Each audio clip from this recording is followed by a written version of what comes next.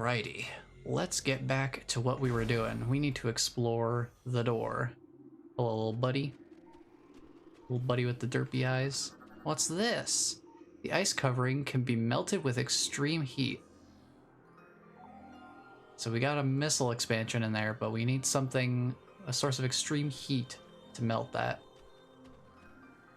And we could find that somewhere, I'm sure. Let's scan these fun little fellows. At least the ones that are close enough for us to scan. Flicker bats. Scavenger with optical camouflaging that renders it invisible to the naked eye. Flicker bats are deceptive creatures. The only way to track them reliably is with X-ray imaging. They fly ceaselessly, hunting insects and other small prey that float on the air currents. Flicker bats tend to fly in cyclical hunting patterns, using primitive sonar to navigate. So that's why you see them always kind of flying in the same pattern. So that explains that. So we need to get up there, so we need to go over here. Yeah, how is everyone doing on this lovely Saturday? The weather improved over here. We've got rid of pretty much all of our snow that we had accumulated in the past day or two.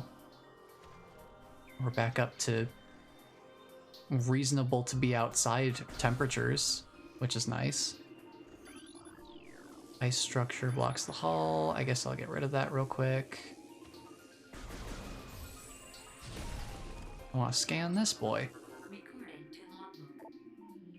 It's like the bamboo, but this one's a scatter bamboo. Pulsing tendrils of energy extend from creature's body. Like all bamboos, these creatures can only be harmed by electrical energy. Proximity to these life forms may result in electric visor interference, which is why we have the little fuzzy static effect. It is possible to avoid engaging scatter bamboos by rolling into the morph ball and slipping between the rotating energy streams. So just like that, they give you a nice little hint of how to get around it. Also, I forgot I need to change my controls. So let me do that real quick. Gotta get my button preset mapping changed back for Prime. So let's do that. So I can jump with this button and then morph with this one. Have this ready. Okay, good. Good stuff. Pacific Northwest is cool, cloudy, rainy, big surprise. Yeah, I mean, that sounds about right. Sounds about right. But hello, Ninmoon. How are you doing today? Welcome on in.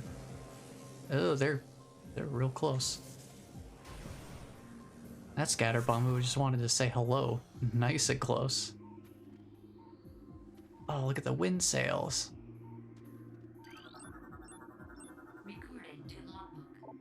Hello, baby Sheegoth. It's been a while. Glacial Predator.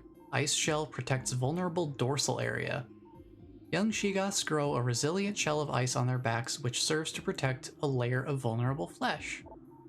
With this being their only weak point, baby Sheegoths will turn quickly in order to not allow predators the opportunity to strike at their backs.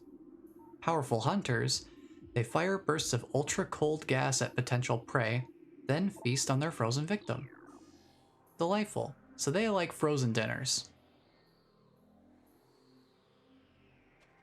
Let's try not to become one of those. Can't remember if Charge Beam hurts them or not. No, I think I have to crack the shell with missiles. Hey buddies, you wumpa thumpa. They wumpa thumpa when they walk around. Ooh. Yeah, definitely get some practice fighting these guys.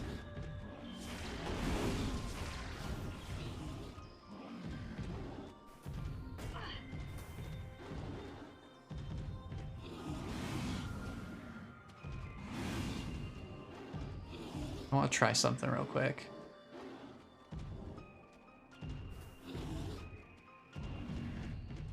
Trying to see if there's like... No, I think they got rid of that.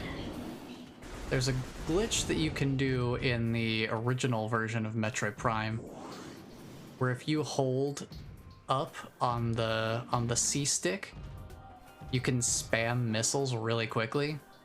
Kind of a programming oversight. But I figured they would fix something like that for the remaster. Hey buddy, you want to blow some cold air at me? Yeah, once you have the shell cracked open, it takes like 3 or 4 shots to finish them off. So it's mainly just getting in behind them. That's the main difficulty with them. I hear an item above us. Or, you know, around. Another ice covering. We need extreme heat to melt. Seems about right.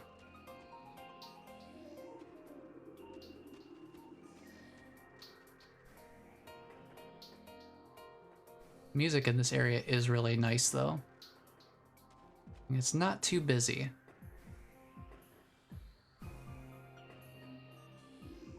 And feels very fittingly haunting for, you know, an alien icy area. I hear something to our right.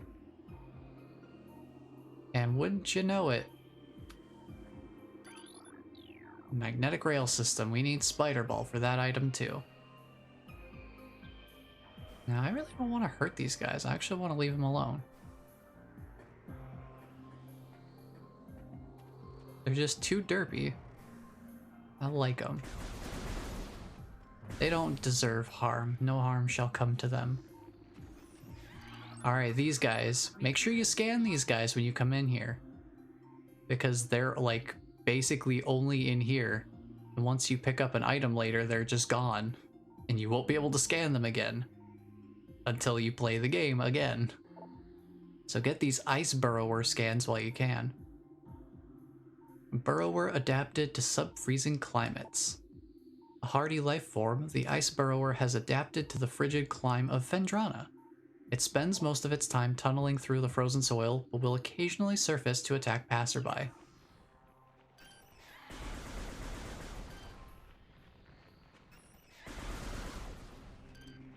So yeah, a tactic we have seen before,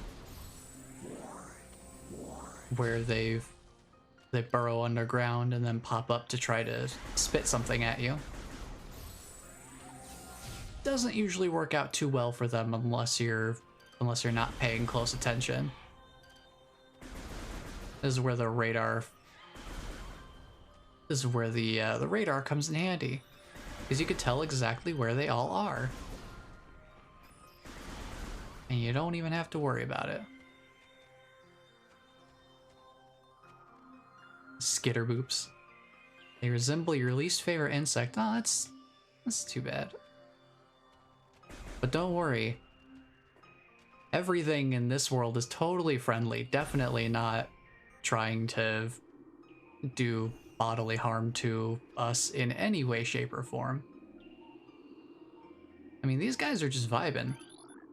These crystallites, they're just walking. If they hurt you, it's honestly kind of your fault, because they're just walking. They're not even like active pursuers of anything. They just kind of...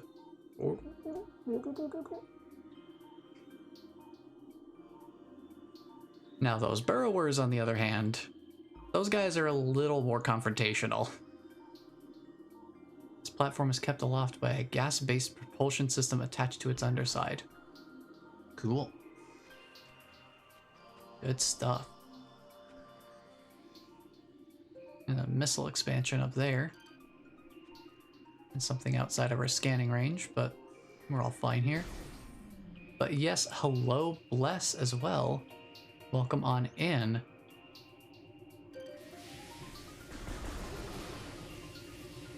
How are things going in your neck of the woods? As I just kind of walk around those guys. Hey, look, a purple door. Haven't seen one of those yet. Speaking of things that definitely will not do us any bodily harm, these guys. Look at those chompers. Look at those chompers. I'll just stay behind him. Always running in.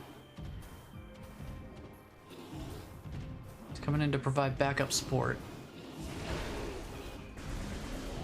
Kinda wish he protected his back. 'Cause he ain't got one now.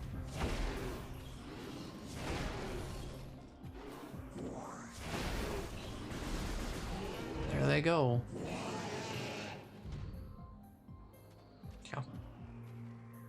Yeah, you want to fade out of existence there, buddy? Thank you. Okay, so we got another item in this room I can hear. We've also got a missile door. I can't remember where this goes. Let's take a peek in here real quick. Yeah, that looks like the way forward. I'm not going to go there yet. I want to explore this room a little bit more. So there's definitely an item up there. Oh, these guys. Ice shriek bats. I think these guys also disappear pretty quickly after you get a certain item, so scan them while you can. It's freezing cold. I'm stuck inside and the kids have taken over the TV with speedrunning YouTube. What kind of speedruns? What kind of speedruns do your kids watch? Well, I pull up a something I forgot to pull up earlier. I actually do want to make sure I have this list ready to go. Let's see.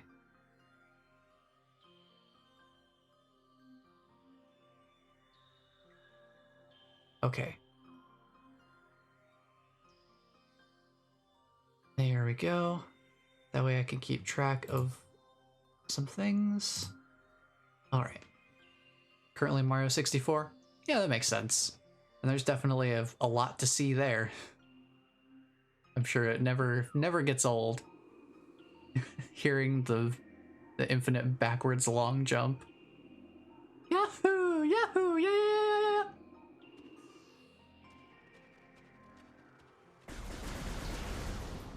Give me my missiles. Oh, hey, buddy. Hey, buddy, how you doing? Come back here. I want to take a look at your beautiful face. Look at those eyes. Look at them. It's adorable. Lore dump, here we go. As the great poison reaches ever further into the planet, we Chozo begin to feel the gnawings of despair.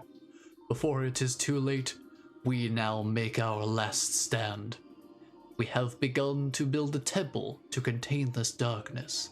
At its heart, we will place a cipher, a mystical lock powered by 12 artifacts and filled with as much power as we Chozo can harness. We wonder, though, even when we are done, will it be too late? And will the power of the temple and the cipher itself prove strong enough to hold back the poisonous tide that even now swells within the ground, threatening all life?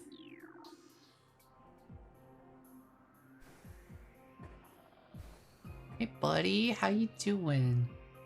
Don't mind me, I'll just walk around you. Have a good day. See, they really are like not trying to hurt you or anything, which is great. I don't think there's anything I can do in here.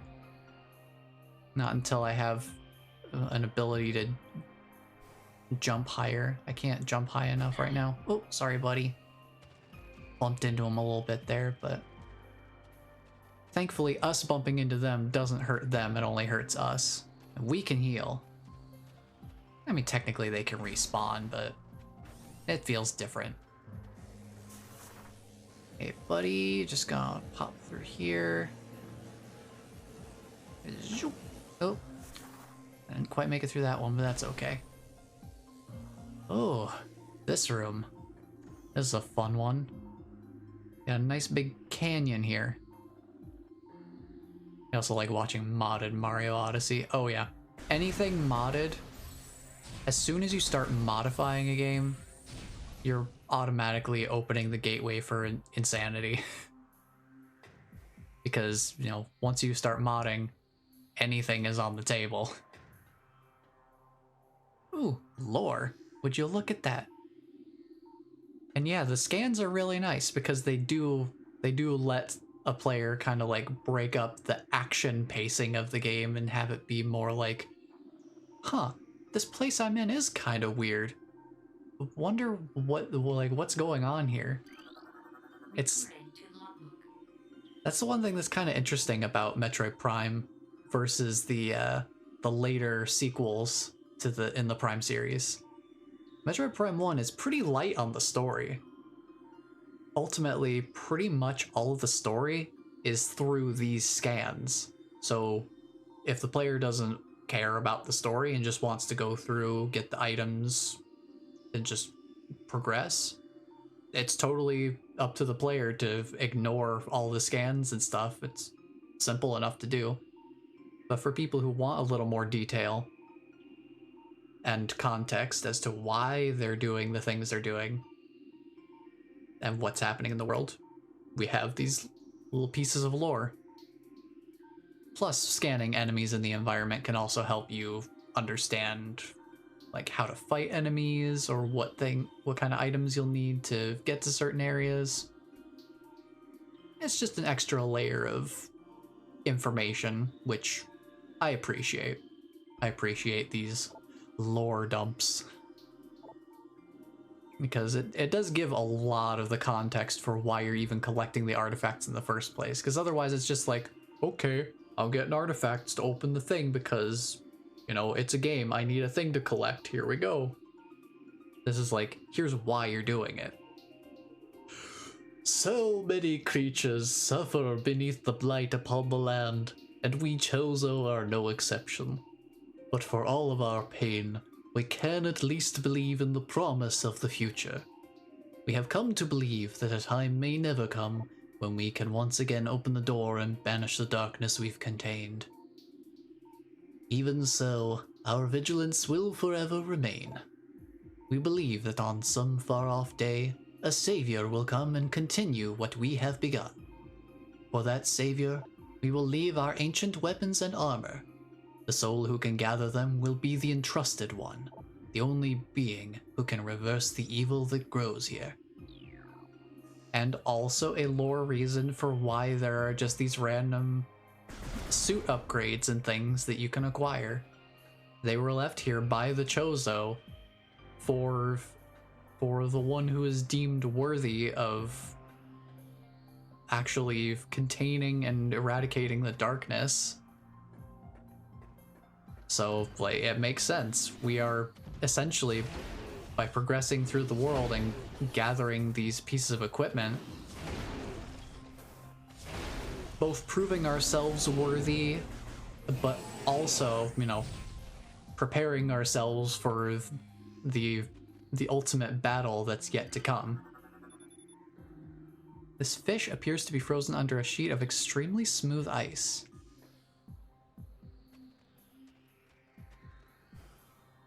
And another one of our little derpy friends. Look at him! Oh my gosh! I had no idea that these guys were gonna be like a source of obsession for me. Look,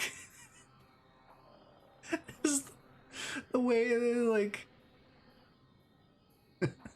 their eyes are just they're just a little bit vacant. The 1,000-yard stare gets me. Oh no. Propulsion units are insufficient to support full power suit weight indefinitely. So these are sinking platforms. Platform realignment successful. Awesome. Check that out. We just scan one thing and suddenly the platforms are just lickety split right where we need them. Wonder why she's the Chozo's chosen one. The Chozo one. Ow. Yeah, it would be a long time before we got up to, you know, the lore of Metroid Dread. Goodness knows we didn't have that kind of information back in the days that Metroid Prime first came out. But before we grab this, check out Boost Ball.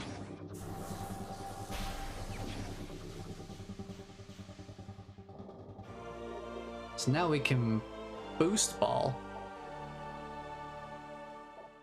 Now we can go fast. So you know all these lovely half pipes here? All these lovely half pipes that we've seen across the world so far, they do actually serve a purpose. They're not just odd decorations.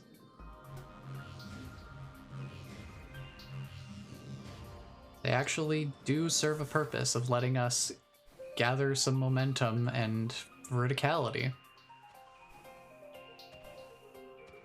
so we can get around. And now that we have the boost ball, there are some areas that we could go back to if we wanted to explore some more. One thing that's also kind of nice about the boost ball is that it gives us a traversal option. It gives us a way of getting around faster if we want to. Particularly if we're on flat ground, somewhere that's not too hilly. Oh.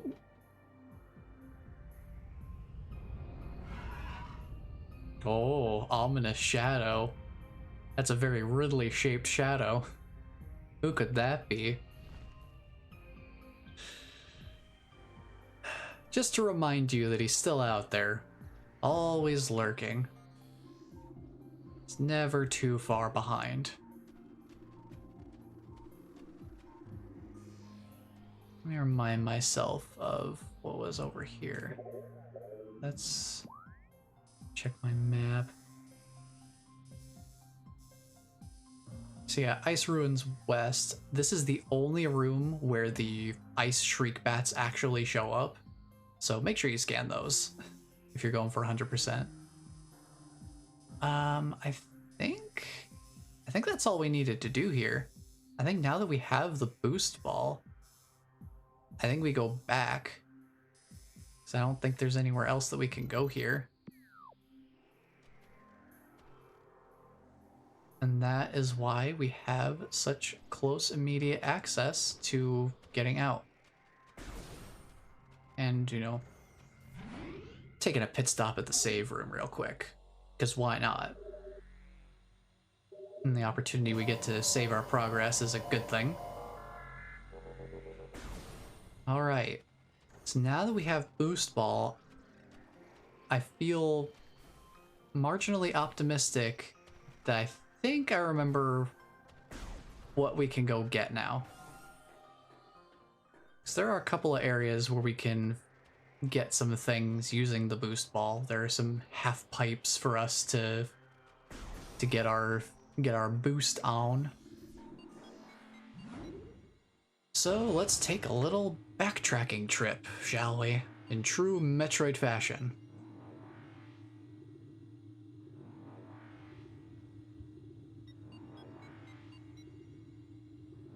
But yeah, continuing a thought I had earlier, I was saying about the uniqueness of the story delivery in this game versus Metroid Prime 2 and 3. So like this game has almost no required story beats. Like the game's not force feeding you a story from start to finish, where it's like, oh yeah, this thing is happening, this is happening, you have these characters and this plot and this is how everybody feels about each other. This game is pretty hands-off about the specifics and leaves most of it up to the scans and, you know, environmental storytelling.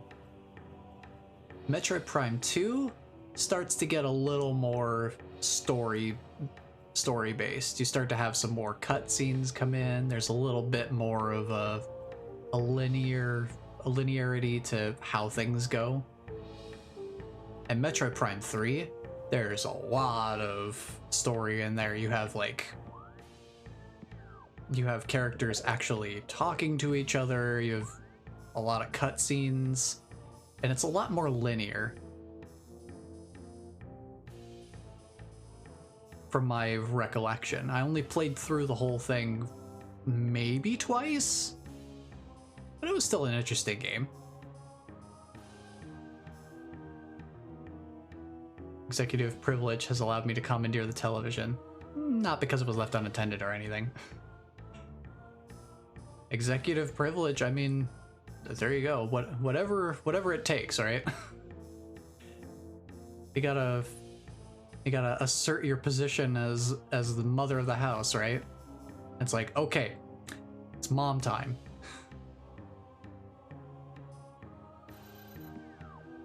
All right, I think we just head out that way, right? Talon Overworld West. Where is that? Talon Overworld West. Because, yeah, that takes us to Talon Canyon. That takes us back to the landing site.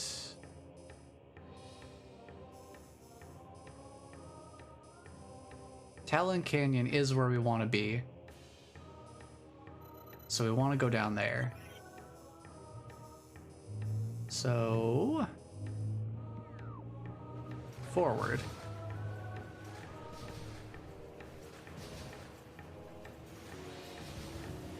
I'm just gonna kind of casually ignore the turrets. Head this way. And yeah, there's definitely a fine balance between how? Do I have to go back? I have to go back. That's kind of rude. There's a fine balance between, you know, some games are better as action games, some better as story. Some games are better for backtracking, some games are better linear. Metroid's always been a series that kind of thrives on its non-linear nature for the most part. It is a game that has been cultivating a non-linear form of progression for basically as long as it has existed. You don't just go in a single direction and get stronger by only going forward. You kind of have to go backward to go forward sometimes. And I think it suits the environmental exploration setting quite well. Like, you're on an alien planet, you will kind of feel sort of like you're getting lost from time to time, when in some cases it's not actually you getting lost, it's just, you know, necessary backtracking. But it's kind of interesting that way.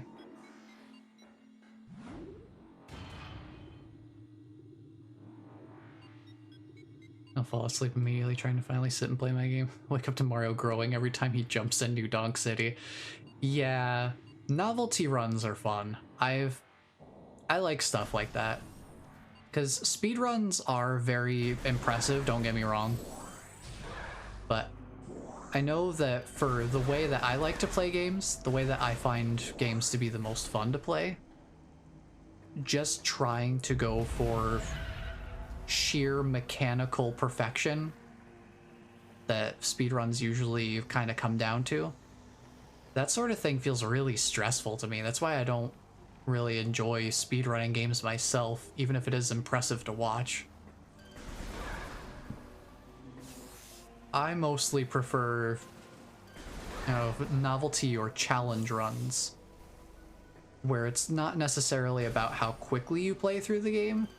It's more so about adding some unique challenge to playing the game, like changing the way you play the game, beyond just optimizing everything possible.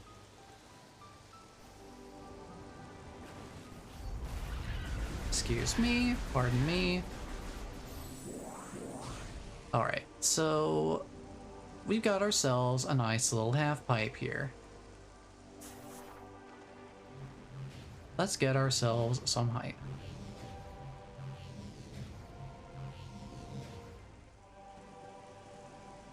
Because, like, when I think of, you know, challenge runs and things like that, one content creator that I've watched a lot for things, like where I kind of first came across this concept more was watching someone play through, you know, like the Dark Souls games using only certain weapons, or not being allowed to dodge, or no blocking, or, you know, some different things like that, where they'll have a specific thing that they prevent themselves from doing that would normally make the game, you know, much easier, or, you know, a standard experience, I suppose. Just kind of shake things up a bit and change the way that you think about and approach the game. I find that to be interesting because that can really add to the longevity of a game, to just make different playthroughs of it unique in that way. Jay said the exploration of this game was what made it fun. Yeah, and I think that's probably part of why I didn't end up finishing it when I played it when I was younger, just because I didn't really have that sort of explorative side when I was younger. I wasn't really fascinated by like what is happening in this world. I need to know. I never really had that sort of curiosity for things. But now that I kind of entertain that side of me a bit more and enjoy playing games at a bit of a slower pace sometimes, I can appreciate the environment and presentation of a world like this.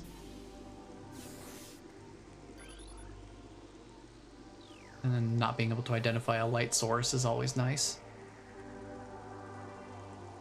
And that's the thing, is that's why it's like I kind of interchangeably use, you know, novelty runs and casual, as like a more casual term. Challenge runs are tougher. But it's like because some things can really change the way you look at a game without necessarily being harder. They just require you to kind of think differently. But anyway, real quick, I want to touch on what we're actually doing up here. So we went up that half pipe, we got up here. We're now right behind where we came in on the ship. Now, in the original Metroid Prime, I don't know if you could do this in the remaster, but there was a speedrun trick you could do utilizing a scan dash, because you could do your combat dash while you're locked onto a scan point, and utilizing the somewhat weird gravity around the ship that kind of helps you to jump high enough to get in. You could actually get up to this ledge early, like right from the start of the game, as soon as you get here.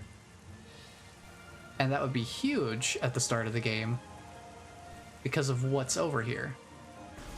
In this room, we have the space jump boots. These things really open up our mobility.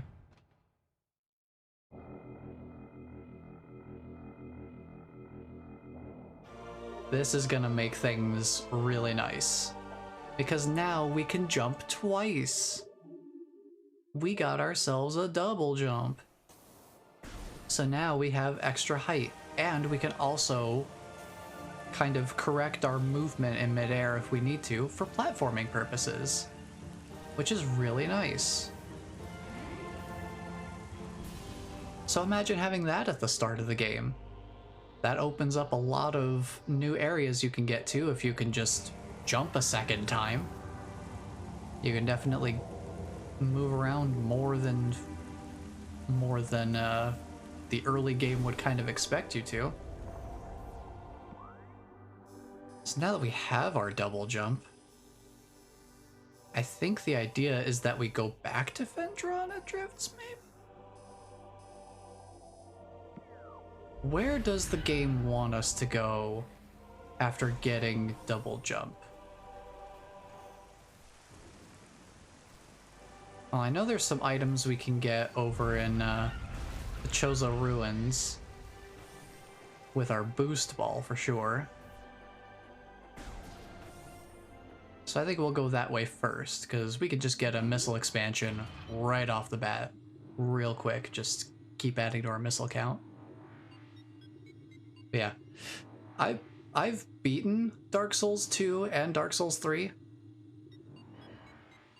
Yeah, they're not easy games to get used to.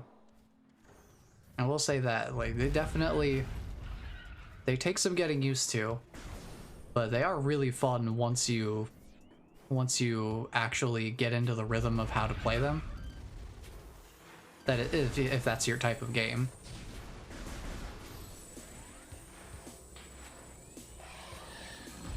But it is interesting that even between Dark Souls 2 and 3, they each have a different kind of general pace to them. Dark Souls 2 is incredibly methodical.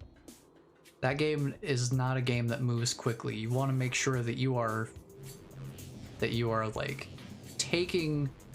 you're really taking your time and picking your moments to attack.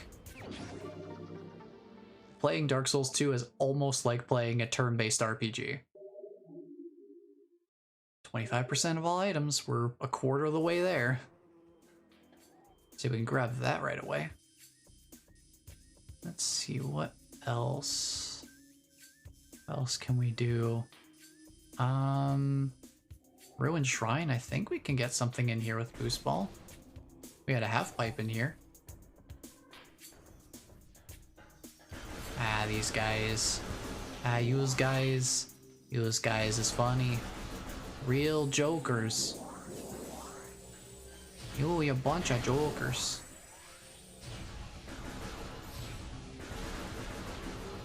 Give me my health back.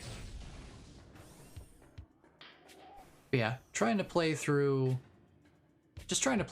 one Dark Souls game without taking any damage. Like, good luck. Good luck doing that. I think this one leads to the Spider Ball track, which leads to the Wave Beam door. Over here is our missile expansion we can grab. Just a nice little bonus item to reward us for exploring.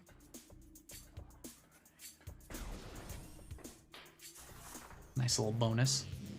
But there are people who have gone through, multiple Dark Souls games in a row without taking damage in any of them.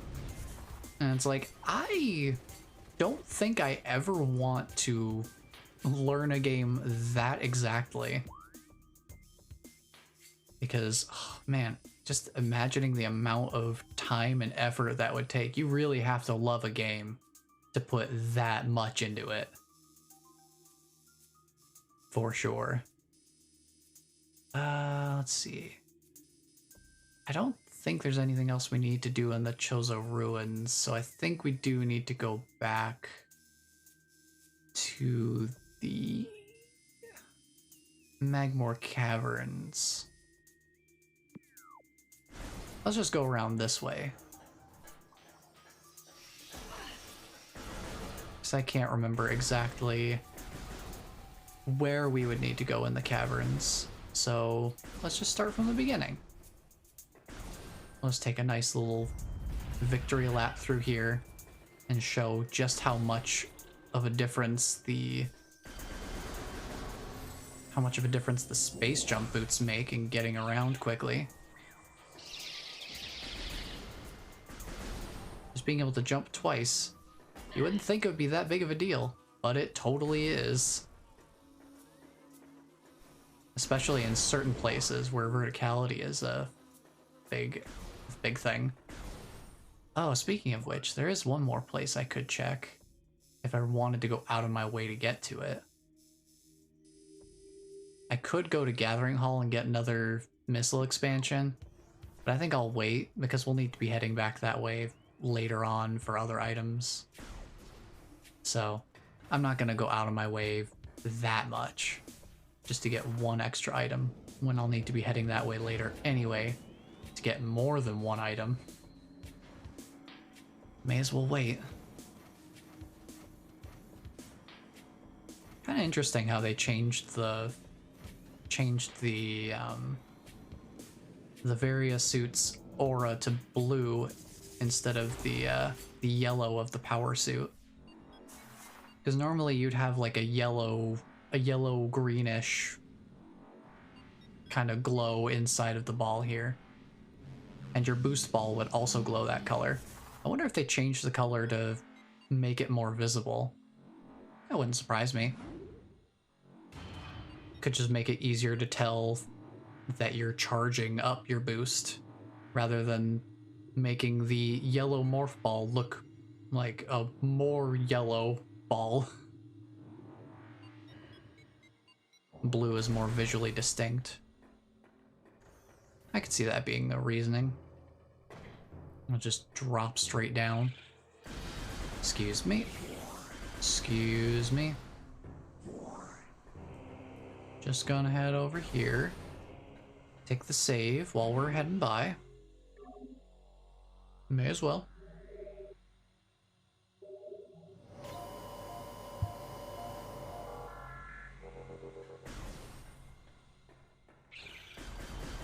Alright, excuse me. Excuse me. The health still up there? Yeah, give me that. Thank you.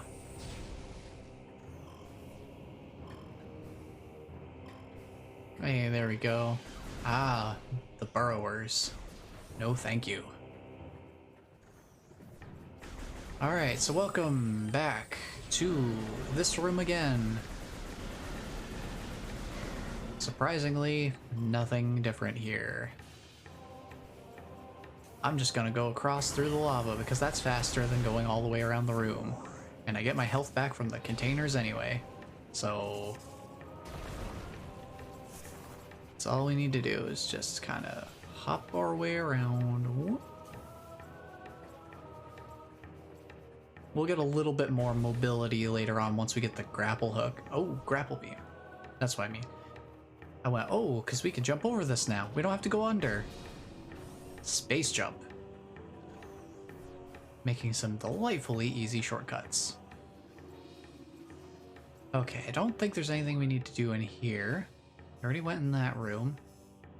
So we'll just work back to the monitor station. And I guess we do go back to Phendrana Drifts. Or something, at least.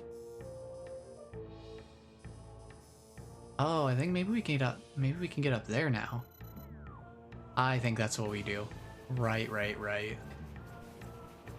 That sounds right. Need the health from these guys. Just grab that real quick. Perfect. Let's kind of work our way through here. Yeah, we're not sticking around Magmore, we're just kind of passing through. Excuse me, don't care. Excuse me. I just gotta kind of shoot some missiles at him. Grab some missiles back. Need some health. Thank you.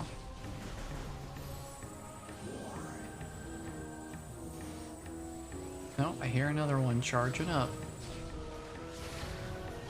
There we go. Deal with them. No problem. Grab some health from the puffers here.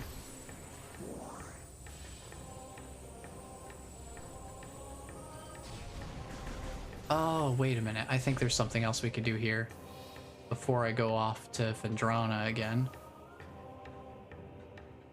There is this lovely little module here. It's a spinner device. Generator belts of the spinner can be activated by rapid rotational force.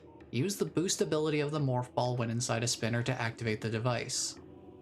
So we can use our boost ball to activate some spinner devices. What does this device do? Collapsible suspension bridge is functional but lacks power. Okay, suspension bridge, you say. Well, I guess we'll find out where the suspension bridge goes, because we have boost ball. We are here. Let's go ahead and crank it up. There you go. Power restored. Bridge is operational. Now we have a bridge. And we can get over here. So we have more Magmore we can explore. As much as I'd love to head back to Phendrana Drifts, I'm not sure we can actually do anything more there right now. Oh, never mind. We found a Chozo artifact. And there's a Bendesium or Bendesium portion of the area. And if we remember what Bendesium is weak to, I don't think we've been told yet what Bendesium is weak to, so let's just grab the Chozo artifact.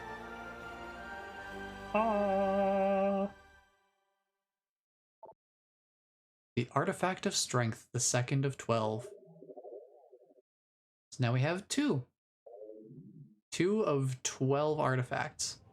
But do remember this room. We're gonna need to come back to the Warrior Shrine once we know what Bendesium is weak to.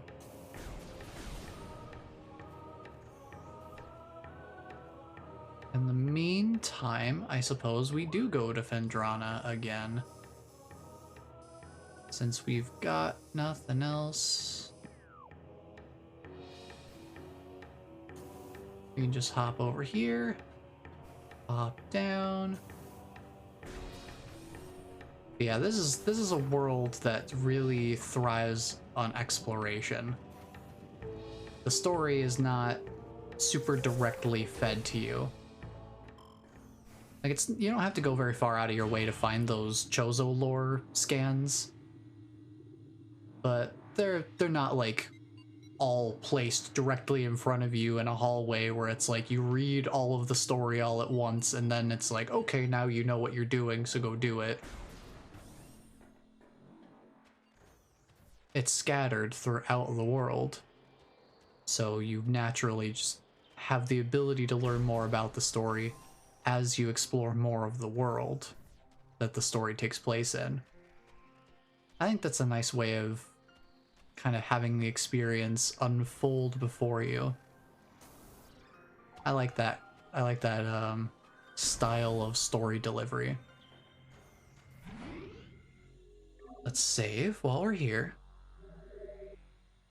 That taken care of.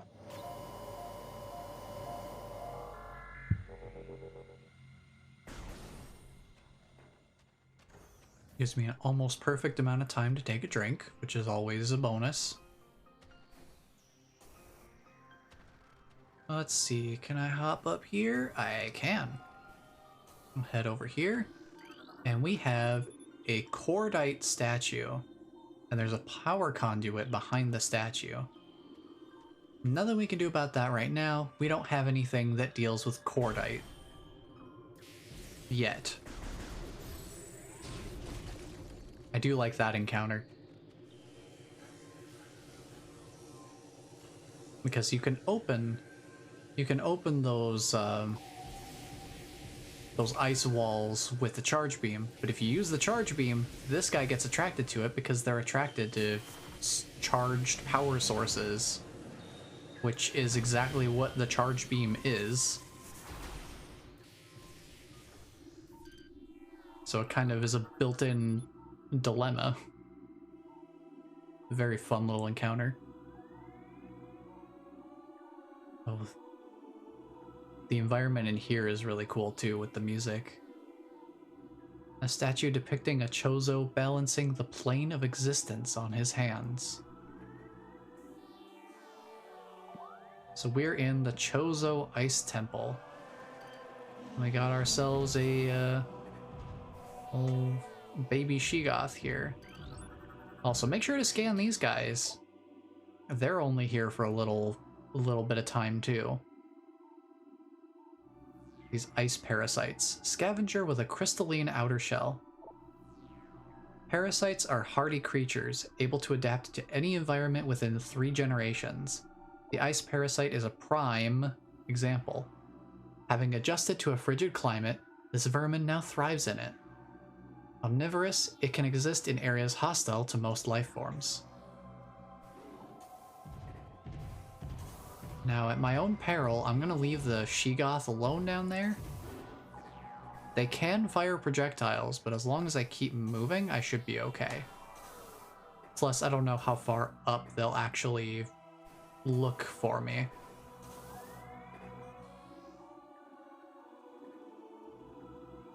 I think they might be more horizontally focused. Alright. So let's take a look at this here. There appears to be a shell of ice encasing a water basin. The water originated from the statue's mouth. The statue's hands seem to be frozen in place. A statue depicting the bust of a Chozo shaman adorns this door. A symbol is carved into its forehead. The translation reads, "To pass my gaze, seek my twin within this room." Not really too much of a puzzle. This is a statue depicting the bust of a Chozo shaman. Several stress fractures can be seen running along the surface of this brimstone object. Now, that means we can blow it up with a missile. So your hint is meant to be a statue depicting the bust of a Chozo shaman adorns the door, so you need to find the other shaman statue in the room, which is this one. And there's a bomb slot behind it that will power in just a second. This one's a Chozo architect. It's flawless. This one's a philosopher. And this one is a warrior. The shaman statue is also the only statue that has flaws in it so that we can actually destroy it.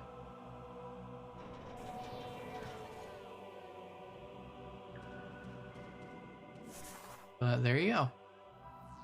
And then remember this, we'll be coming back to this later. There's a lot of things in Phendrana specifically being a frozen place that we'll need to unfreeze later. So keep that in mind. So what we need to do here is we need to go underneath, blow these up, and get ourselves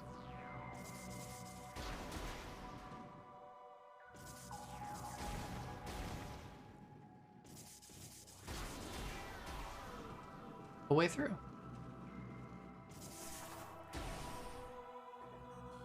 Oh, hark, what could that be in the distance? Wave beam. Let's go grab it. It's just right there. Aww, baited again. Aw, look, the baby Sheegoth have arrived.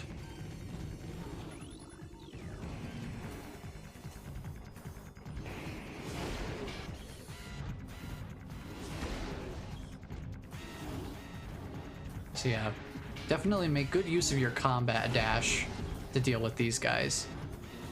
Not only is it good for getting behind them, it's also good for dodging their charges when they decide to charge at you directly.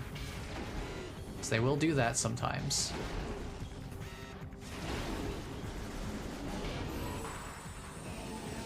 Yeah, for each one that you defeat, it opens a corner so that there's another one. So basically you're always fighting two of these guys at once until the very end. Oop. Make sure you're behind them when you shoot the missile, of course. Ah, I forgot that their final breath can actually freeze you. So keep that in mind.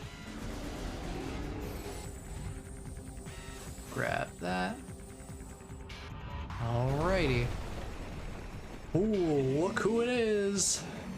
I think it's an adult Sheegoth. Yep, that is what an adult Sheegoth looks like. We've been fighting just adolescents the whole time. Supreme Predator of Phendrana Drifts. Sheegoths are invulnerable to most beam weapons. The crystals on their back absorb energy which they can fire at prey. Sheegoths have poor stamina.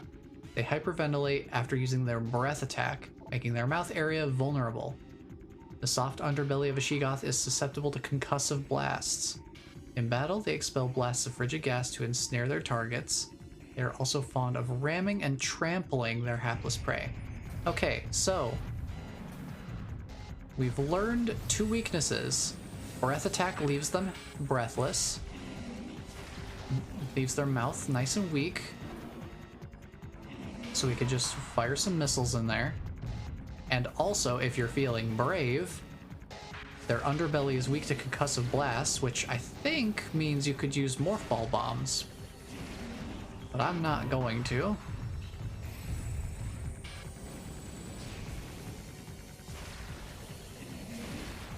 So yeah, be careful with using beam attacks. It'll just absorb them. So you are basically using missiles for this fight. Oh, I didn't realize that counted as a breath attack. Guess that makes sense. You can fire a couple of missiles in there.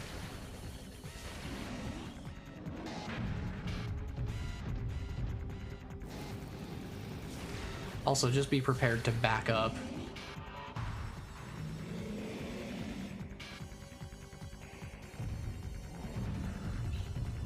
So it is a very delicate balance of don't be so far away that they try to close the distance on you super quickly, but also don't be so close that you just get straight up walked on, because they will do that too.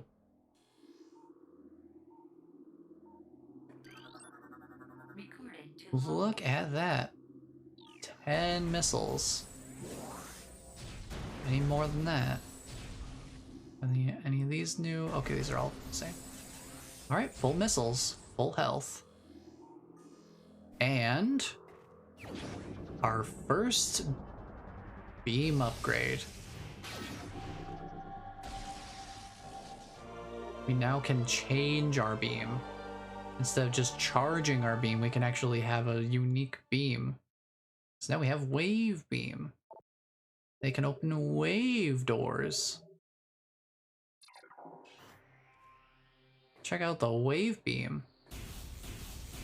Ooh, wave beam looking crispy. Heck yeah. Look at that. It looks so good. And the way it like distorts the air around it. Like visually distorts. Visually distorts the surrounding air.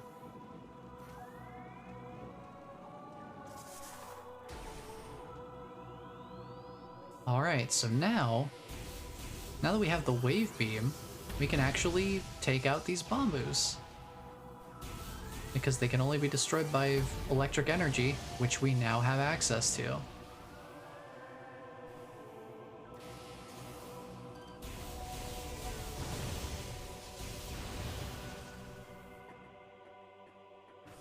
This is a pretty handy beam. It doesn't fire as quickly as the charge beam, or the power beam rather. But it is stronger, I think, in terms of damage. And it also deals with certain unique challenges, like the Bombus that can only be destroyed by electric energy, and wave doors, which can only be opened by the wave beam. Is there anything else that we can do? I feel like there's something I'm missing here. Oh yeah, I need a spider ball for that. Now that we have wave beam, I think we're meant to go this way. Or at the very least, we're meant to think about going that way. I was wondering if we could get up there.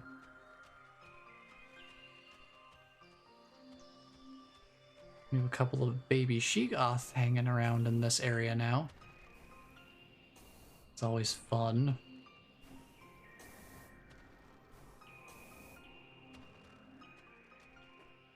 Kind of curious if we can get over here.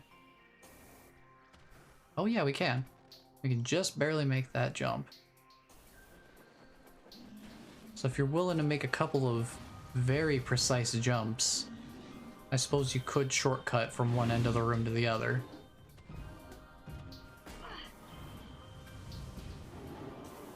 But I'm not going to worry about that. Space jump lets us cut out that other room, though. We can just come straight to here, which is nice.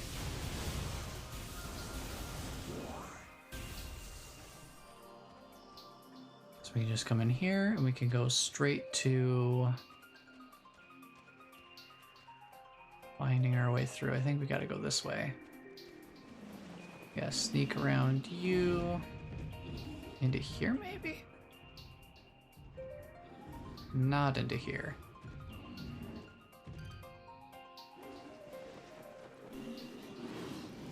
I have to remember how to get in there to begin with. Can we land on this? Is this the thing we can step on? I didn't think so. Ah, up here, right.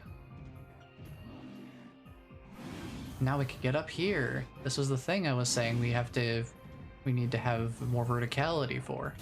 Now we have that verticality. We can actually get around up here.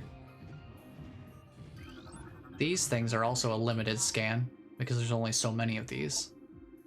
Hanging rock structure appears to have a weak spot. Some stalactites can be dislodged from ceilings, allowing them to be used as platforms to cross otherwise unreachable areas. Is there a triple jump? Not really. Not by intended means. I'm sure that there's some sort of like something that a speedrunner could do that I guess maybe would technically qualify as a triple jump, but as far as this game's concerned, double jump's what you got. So now we're up here.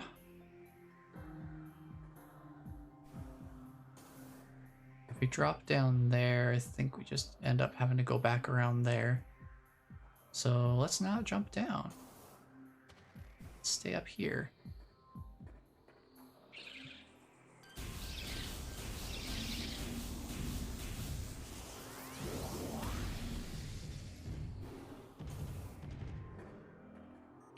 Oh, would you look at that? Another ice covering.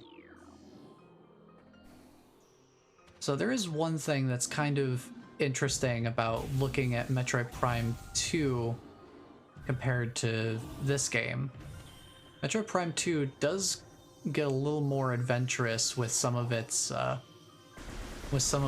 upgrade options for mobility in particular. Because, a bit of a minor spoiler, in this game you will not see the screw attack. That feature, that power-up is not in Metroid Prime. However, it is in Metroid Prime 2.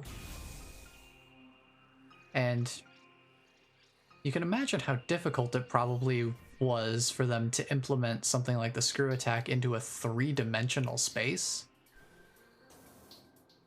Considering that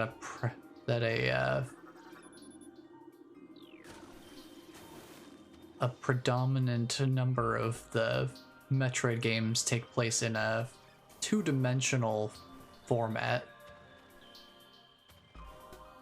So trying to take something like the screw attack and translate it meaningfully into a three-dimensional setting, I'd say they did a pretty decent job with what they had to work with. But this room, this here is a bit of a puzzle room, I guess. This is another one of those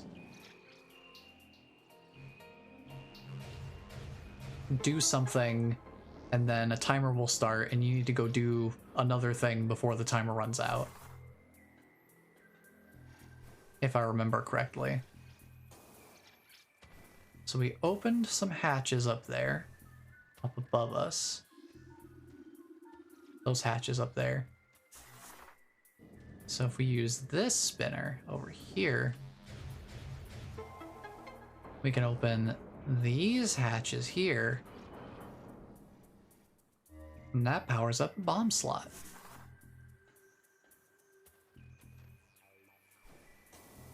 Now if we hop up here, we can see the bomb slot right here. One that we just powered up. And I believe this is where the time limiting comes in. We get some water flow. And that'll make these ice flows kind of float up. We can use those as platforms.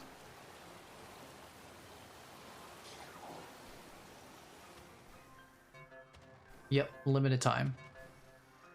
So let's go over here real quick. Because there was a one-way exit point down below us. And that is where we're going right now. I think. Maybe not. Either way, energy tank's too good to pass up. Grab the item. We can always just activate the bomb slot again. Nothing to stop us from doing that. We've got bombs for days. We literally never run out of bombs. So we just start the water up again.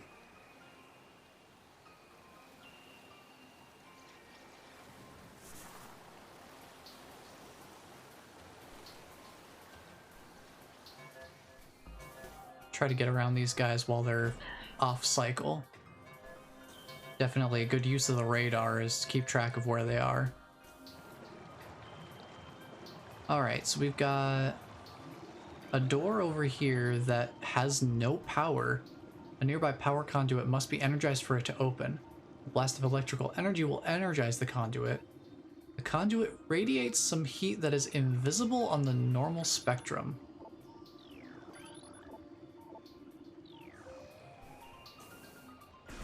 So the power conduit emits a thermal signal, and we have no way of seeing it right now. So that door is off limits. We have a wave beam door over there. And then we have a standard door right here. I believe this is a save room. So I want to go here first. Got some more scans here. Schematics for Glacier 1 secure zone accessed. Personnel bound for research area proceed directly to checkpoint. Okay. Schematics for Research Lab Hydra accessed. To access Research Lab Hydra, proceed through the wave doors to the south. So that's a nice thing about the scan, is we get a little bit of foreshadowing of where we're heading next.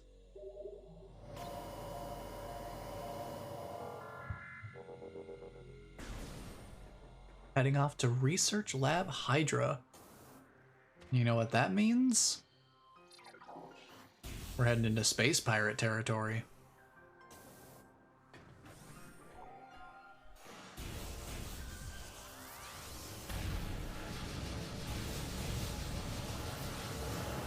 So if you hit these turrets with a charge beam...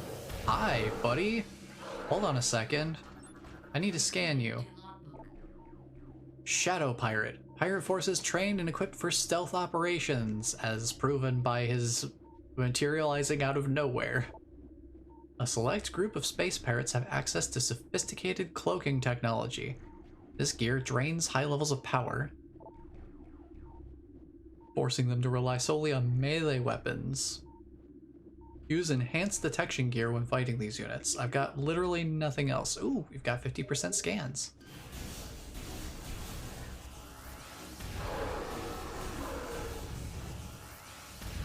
So the wave beam has a couple of interesting, unique interactions with certain enemies.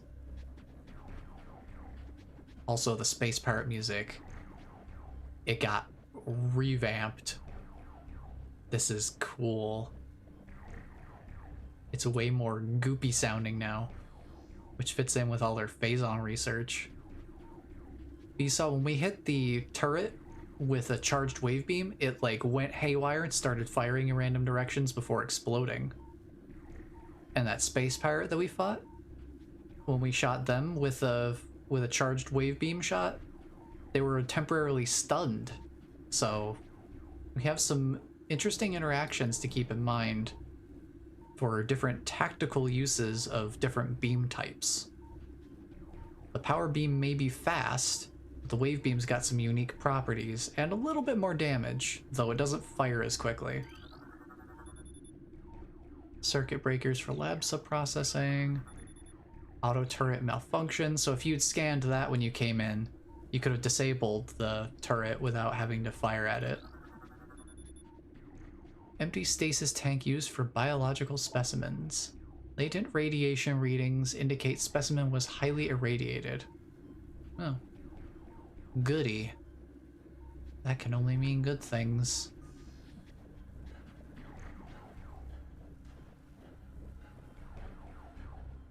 So when the space pirate music fully kicks in, this is like the ambient space pirate music. When it fully kicks in, it's gonna be crazy. I'm really curious to hear what it sounds like. Well, I see another turret up there already. Just give me a second.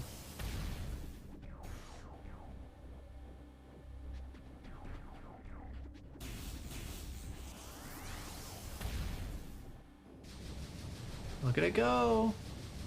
Boom!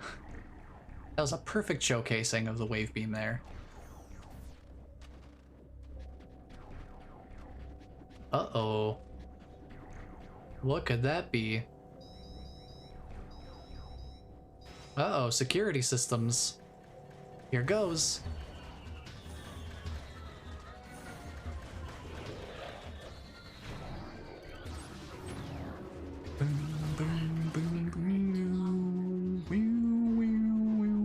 This is one of the best tracks in the whole thing. This game has just got so much good music in it. There's just something about this music, it just, when it kicks in. So these guys are just regular space pirates. Sentient aggressor species, well trained in weapon and melee combat. And those guitar bits? Just nice and ominous. Space pirates wield galvanic accelerator cannons. They wield the GAC and forearm mounted scythes in combat. This species seeks to become the dominant force in the galaxy, and their technology may help them realize this goal. Ruthless and amoral, the pirates care little for the cost of their ambition. Only the results matter, and they take these very seriously. Okay, so excuse me, sir, you are directly in the way of my combat with this fellow back here.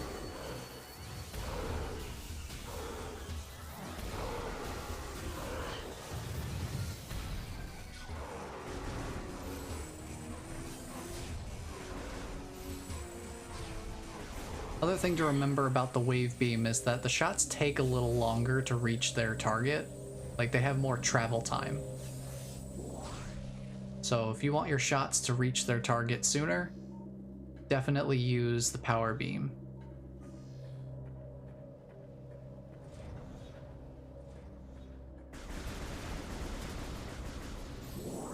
Grab some health back.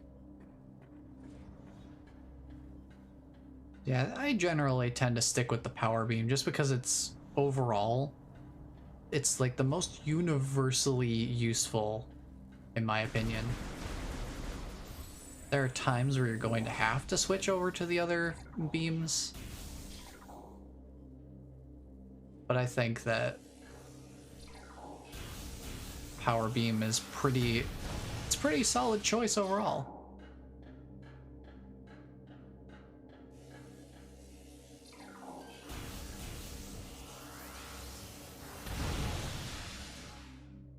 There is a bit of a sacrifice I can feel with switching between the beams using the modern controls, having to hold a button down to then be able to switch beams. That's a little bit...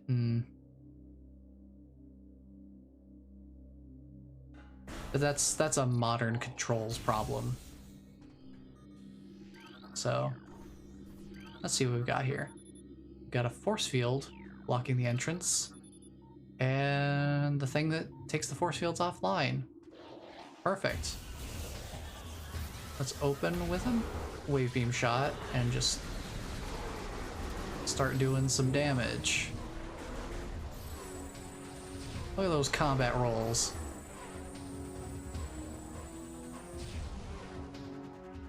I still see some faint blips on my map.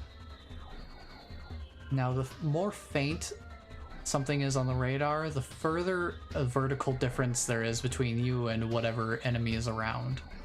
So the other guys are above me somewhere. We've got so much to scan down here. So much scanning. Let's scan this. Stasis tank operational, but currently empty. Operational, but currently empty. Operational, but currently empty. This one's not letting me scan it because there's a specimen in here with decreased vital signs. Cold damping appears stable. Let's scan. This is Metroid scans, huh? Oh, ice beetle infestation in Ice Vault region has been 95% exterminated.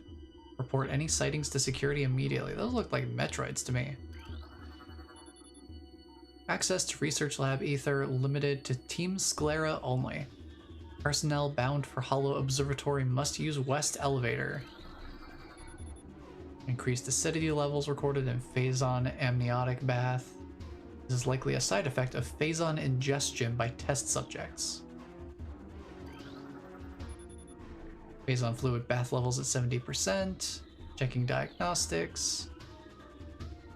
Ooh boy, lots to scan down here. I'm saving the red scans for later.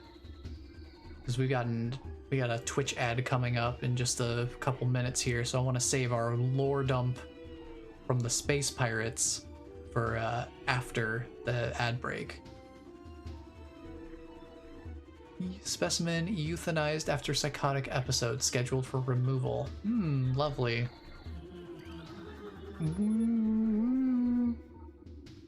Specimen increased volatility recorded. Predator awareness indicated even in cold stasis. Interesting. Life signs normal. Pulse at 140%. Mass increase of 4%. Okay. We got a couple more inconsequential scans, and then we'll do the little ad break, get that out of the way. Because Twitch demands it. Xenome SA is undergoing relocation to Lab Hydra. Subject's transfer ordered after a pronounced increase in aberrant behavior. Security clearance ADR 13. Phazon infusion within central energy core of Xenome SA is at 70% saturation. Increased dosage appears viable. Gosh, I wonder what SA stands for. Or S-A. Oh well, maybe we'll find out later. Or maybe we'll find out very soon. Maybe something in the space pirate lore, the pirate data, has something for us there. But we'll find out after our quick little ad break, courtesy of Twitch. So yeah, let's get that done, huh? Get that out of the way, give me a chance to drink some water. So we will be right back.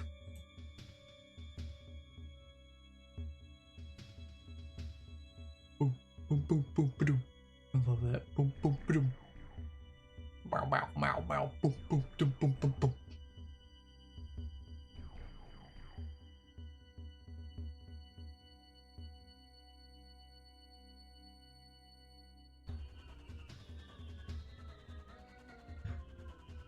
Oh.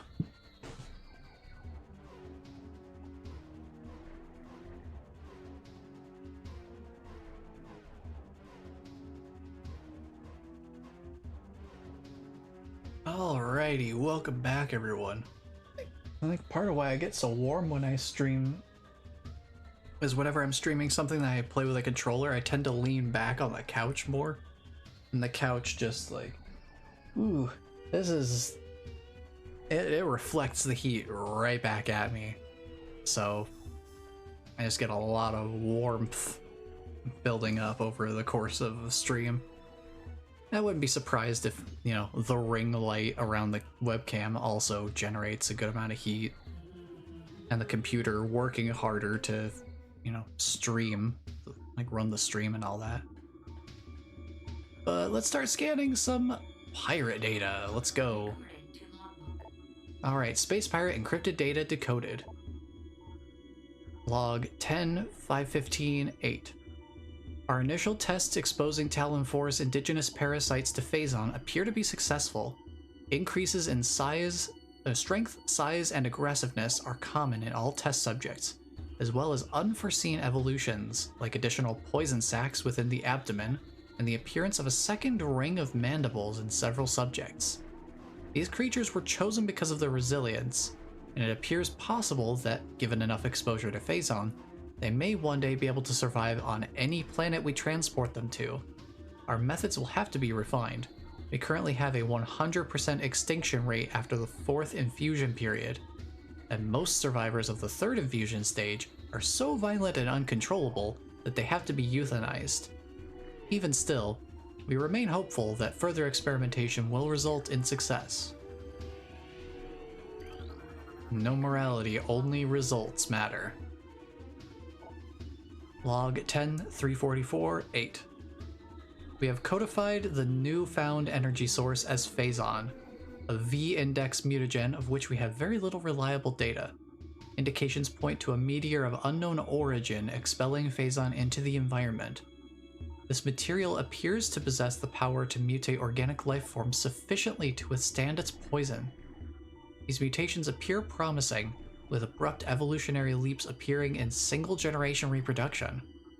Plans to establish a full science team on Talon 4 are being finalized. Log 10-587-7. Mining operations have begun near the crater where Phazon appears to be most concentrated. Daily Phazon yields have increased 44%, and our mining system becomes more streamlined as personnel and equipment flows increase. Several incidents of Phazon-induced madness have been reported, prompting augmented life support regulations in the deeper chambers. Symptoms include loss of equilibrium, erratic respiration, muscle spasms, and in the most extreme cases, hallucinations. A timeline reassessment for the refinery operation is recommended, as the material proves more unstable than initial analysis indicated. Got that Phazon madness, that Phazon fever. Alright, platform is active. Ooh, got a scan. Stasis tanks operating at 40% capacity. Temper regulation errors have been rectified.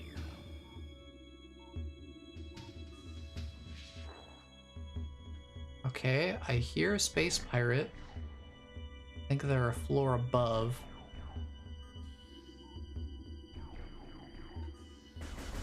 I'm gonna keep a charge beam ready here. Hey buddy, how you doing? I can take a couple of shots. It's no problem for me.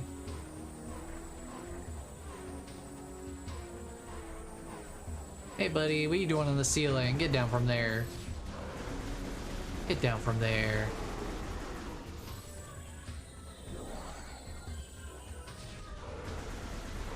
Yeah, and depending on how much you charge up the charge beam will change how much damage it does. So a slightly charged charge beam will do less damage than one that's like this, fully charged.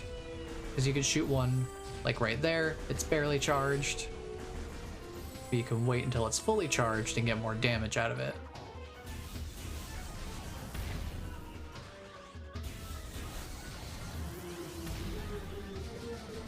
Take care of that. Ooh, some of those shots almost got me.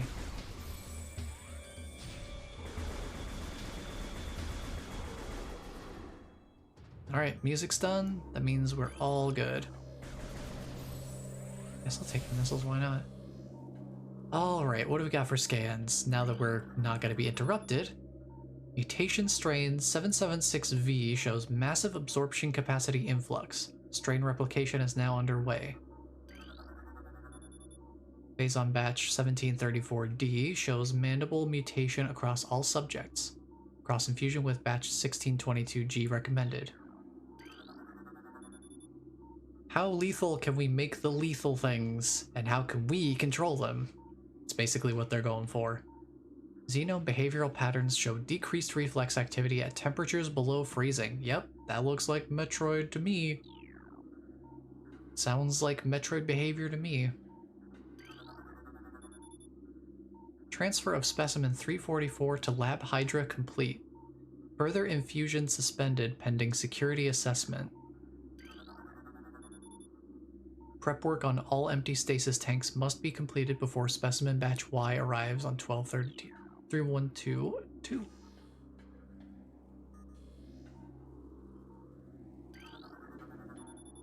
Warning, do not handle sedated xenomes without proper ice containment equipment.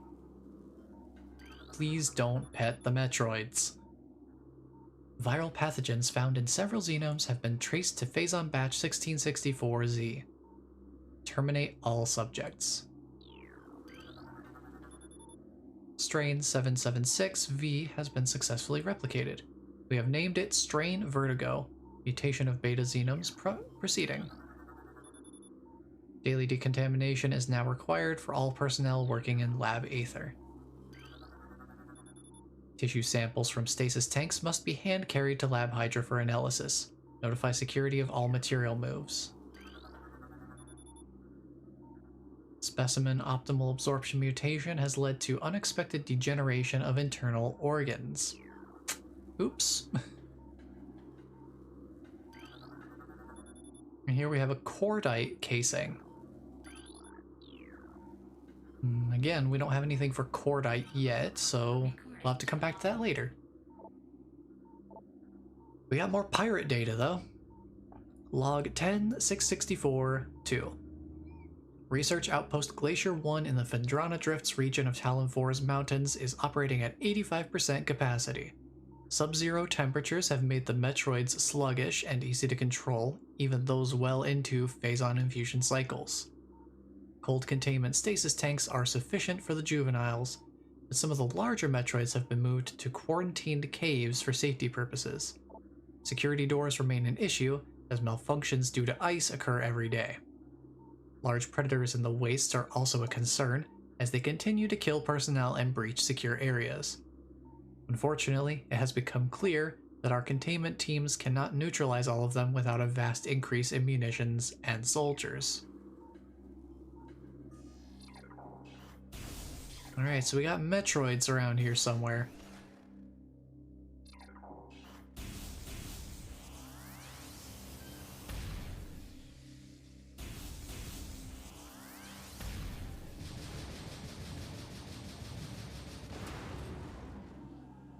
Alright, we got one more over there, I see.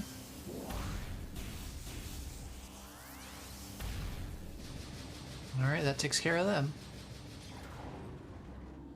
And I notice that there's all of these doors are wave beam doors, by the way. But all of the access doors in this lab are wave beam doors.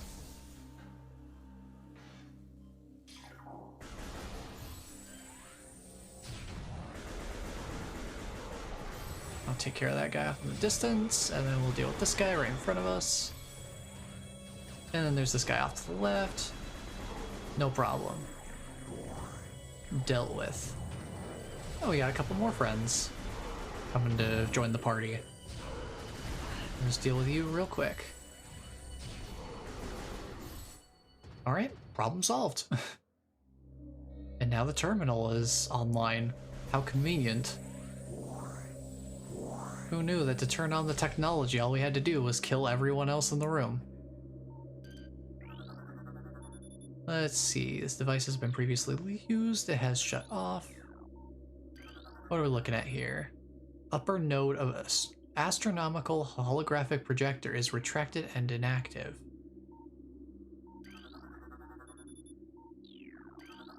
Okay, so we've got astronomical holographic projector in this room. Well, I guess let's go see what this is all about. More pirate data we've got here too. Holographic spatial schematic is in lockdown per security directive 223-445. Holographic map coordinate data has been updated successfully. Okay, let's read some pirate data here. Log 10-299-2. Scans of the spiral sector detected a massive energy spike emanating from a Wanderer-class planet identified as Talon 4. Scout reconnaissance was immediately dispatched to the center of the spike, a landmass at heading mark 400802, returning with planetary samples and atmospheric imaging. Analysis shows the energy source to be an unstable radioactive material of enormous potential. We are unable to form an accurate risk assessment at this time, but we are unlikely to find an energy source this powerful again. Analysis will continue, but currently Talon 4 appears to be a viable secondary headquarters. That's always a good sign. Log 104017. Phazon mining is underway. Several garrisons have been established, and terraforming of the Chozo ruins is underway. Security systems are operational, and science team continues to make progress in their biotech research. The Phendrana Drifts have proven to be an optimal location for research headquarters, and soon it will be joined by a fully operational combat base and starport. If Command's predictions are half true, we shall rise to dominance in this sector within a decacycle. Truly, these are glorious times. Something about the way that's phrased, just like, truly we are living in a prosperous era. Alright, holographic sequence. Initialized. Bomb slots. Perfect. Let's go power them up. Let's go.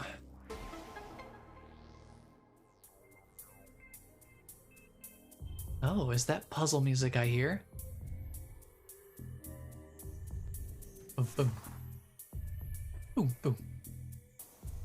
I love that, like, heartbeat rhythm. It's kind of cool.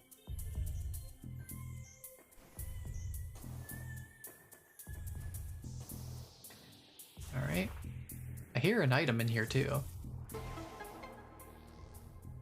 I think I might know what we're getting next. No, it looks like that spinner's online now. Is it just this one, or is it all of them? It looks like it's all of them. I'll just power these up real quick.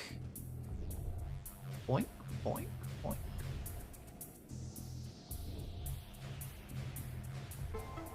Alrighty. Okay, there we go, holographic projection. Ain't it beautiful? And look, there's that item we heard. Alright, let's take a look here. Lower node is functioning normally. Spinner device has been previously used, been shut off. Alright, let's take a scan of some of these things, huh?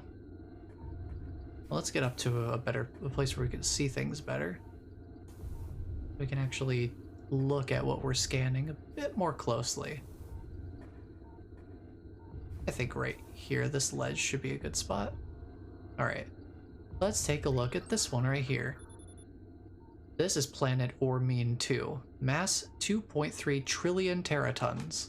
Profile: an uninhabitable wasteland savaged by nuclear dust storms and constant seismic upheavals. Yep, sounds pretty inhospitable to me. This one, ugh. Planet Trypophobia, more like. Planet Twin Tabula, mass 4.1 trillion teratons. Planet is best known for twin fever, a disease caused by a viral strain native to Twin Tabula. In the early stages of the disease, victims suffer from double vision. When the twin sight fades, the victim is near death. Oh, good. This one's planet Billium, 3.8 trillion teratons. Quarantine. Atmosphere is rife with Mineralis, a sentient gaseous global exterminator virus. A sentient gaseous global exterminator virus. Yeah, no kidding, you've got quarantine in all caps in front of it. Okay. Alright, so we got some red scans here too, so let's see. We've got planet Talon 4, which is where we are right now, 5.1 trillion teratons. Ecosystem studies indicate that Talon 4 was a biological paradise prior to the impact of an extraterrestrial object. What remains of the biosphere is slowly fading due to exposure to phazon radiation. At current rate of decay, Talon 4 will be a barren Class 13 wasteland in approximately 25 years. Lovely. Recording to logbook. Oh. And here's planet Zebes. 4.8 trillion teratons. Planet's crust is primarily earthic core, making it ideal for subterranean construction. A Class 19 planet, Zebes is inhospitable to most bioforms. The world was considered unremarkable until it became a base for space pirate forces. So that's a name for anyone familiar with the Metroid series. That planet's name should be very familiar.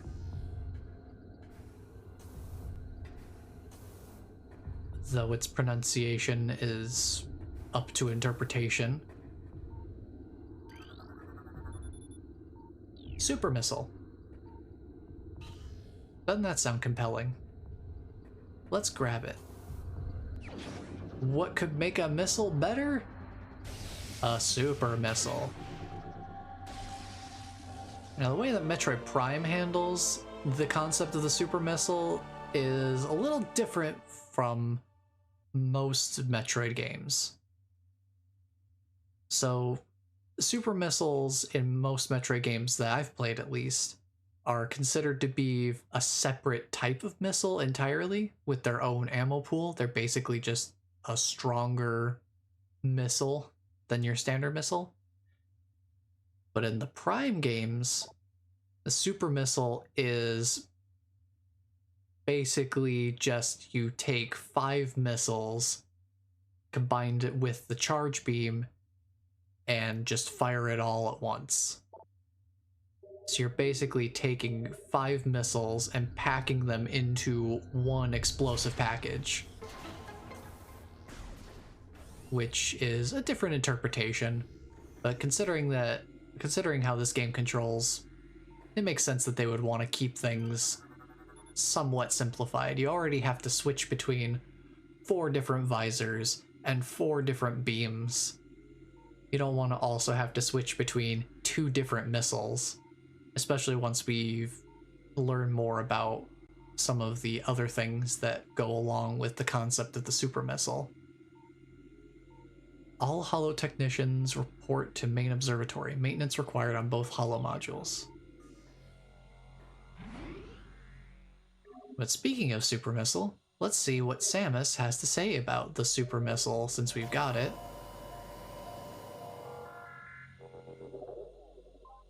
Let's see. Secondary items. We have beam combo. The charge combos allow you to fire the missile launcher and arm cannon together. The combined attacks are stronger than normal blasts. The arm cannon must be charged to use a charge combo. The single shot charge combos fire 1 blast at a time. Each shot uses a number of missiles.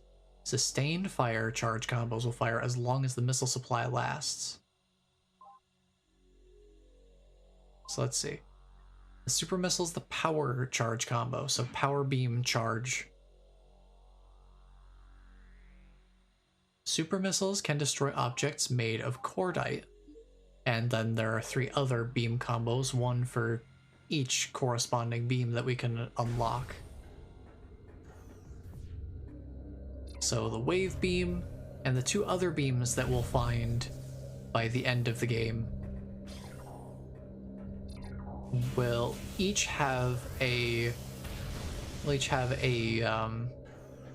beam charge combo that we can optionally find in the world. Super missile's the only required charge combo, just because it can blow up cordite objects. Where does this go? Control tower. All right. Now remember, there was an artifact. One of the artifact hints said something about a tower in the Phendrana Drifts. So keep that in mind as we head out here.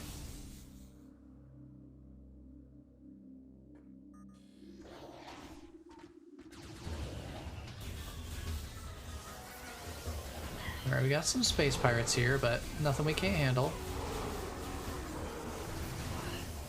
Same boys we've dealt with before.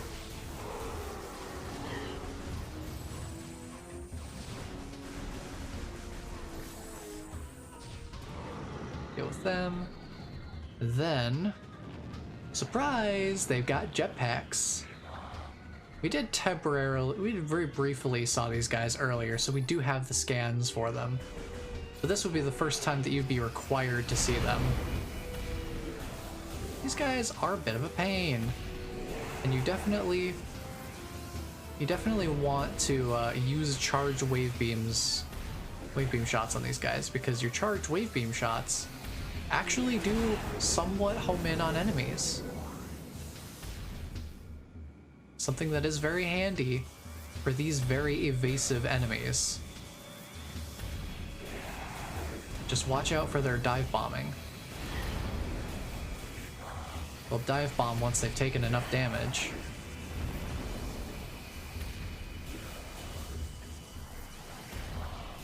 So yeah, these guys can be really difficult, especially when there's a bunch of them. So just keep moving. Keep moving is one of the biggest ways you can save your own life. Just don't stay in one place, because they're not going to either. So let's see here. So we came from there. This wall looks a little weak, but there's nothing we can scan there.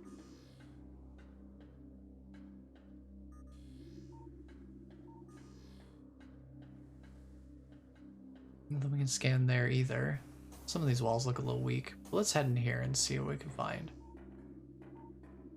Nothing in this tower. I hear an item off to the right. There's something nearby there.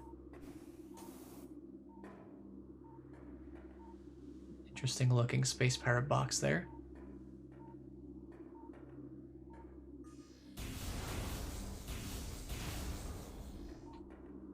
So we have this ice covering blocking the way. There is something behind it that we can interact with. Unfortunately, by default, without doing any sort of like exploits or anything, we can't do anything with it right now. But this place, this control tower area, remember this place. We're going to be coming back here later once we get something that can melt ice. But in the meantime, we're just passing through.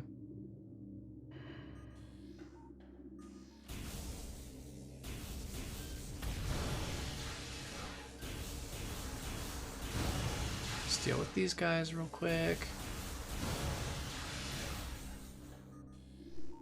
Oh boy. Phazon Infusion Stage 6. Subject Metroid BR5497. Subject's mass at 180% of previous Phazon cycle, increasing dosage by 4%.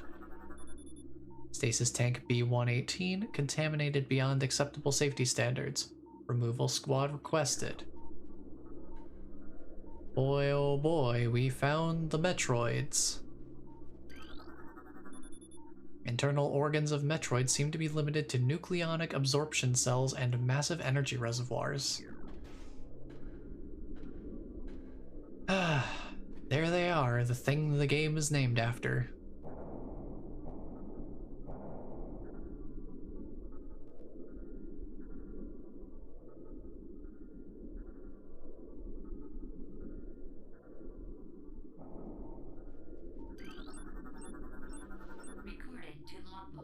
Alright, let's get our morphology on the Talon Metroid, energy-based parasitic predator.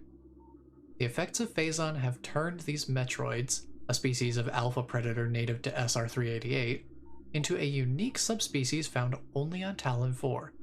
A Talon Metroid will latch onto its prey and drain energy, growing larger as it does. The only way to shake an attached Talon Metroid is to enter Morph Ball mode and lay a bomb. Well, good thing we know that, because as soon as you scan it, it comes out and starts trying to get you.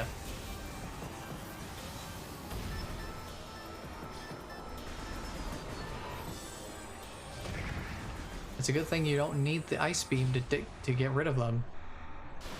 Otherwise, you'd be in some big trouble, because you don't have an ice beam. You've got a power beam and a wave beam, and that's it.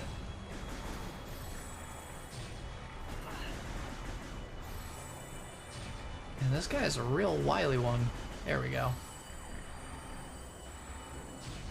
I was done scanning this room. Hold on, space pirates. I'm trying to read your lore. Let me read your lore. Containment temperature stable at 3 degrees centigrade.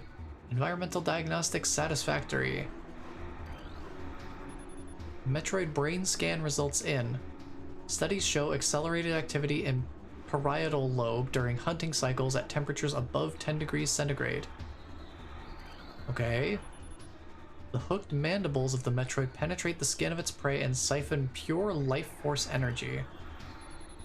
Metroid containment fields appear 100% effective after adjustments. Temperatures below 10 degrees centigrade will render Metroids docile. Worth noting. Okay, let's read this important pirate data. Log 10-444-4. Lots of 4s. Initial transfer of Metroids to Talon 4 research facilities has been completed. 3 were terminated in an incident at the landing site, the others were pacified and transported safely. Initial Phazon infusion testing is underway. We are eager to observe the effects of Phazon on Metroids, especially their ability to absorb and process the energy given off by Phazon sources. Early research suggests a considerable growth in power and size. Whether the creatures stay stable thereafter remains to be seen. Oh boy. Metroids. Done. Log 10-891-0. A reconstruction of Geoform 187, codenamed Ridley, was recently completed. After his defeat on Zebes, Command ordered a number of metagenetic improvements for him, hence the term Meta Ridley. Though aggressive, we were able to implement these changes in a cycle. The metamorphosis was painful, but quite successful in the end. Early tests indicate a drastic increase in strength, mobility, and offensive capability. Cybernetic modules and armor plating have been added as well.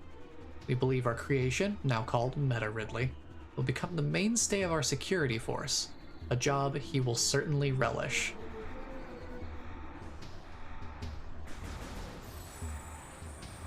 So yeah, even explaining like, oh, why does Ridley look different in this game? There's a reason for it, and they're giving it to you if you're willing to read some scan info. As energy-based creatures, Metroids show immediate mass increases upon energy absorption. So yeah, don't use the wave beam on them, like I did. I think I saw it like double in size when I shot it with the charged wave beam. Directive. The event of a Metroid attack, repel creature with missiles set to maximum concussion. Good to know. A little bit of a hint on how to fight the Metroids. All guards must use ice containment gear when transporting Metroids. This includes sedated specimens and those pronounced dead. Another hint that ice is good against Metroids, which if you've played basically any other game that has Metroids in it, most likely they had a weakness to Ice Beam. Log 10-957-2. Confidence is high regarding Phazon applications. We know enough about Phazon now to begin combining it with space pirate DNA. Oh boy, they've gone to modifying themselves. The codename for this venture will be Project Helix. Clever. Preliminary studies indicate that Phazon infusion could produce radical new pirate genomes. Benevolent mutation levels are high in current test subjects. Phazon madness is a concern, but refinements in the infusion process should reduce or neutralize the odds of mental degeneration. I wonder if we'll come across any of those Phazon madness pirates down here, or at any point in our journey.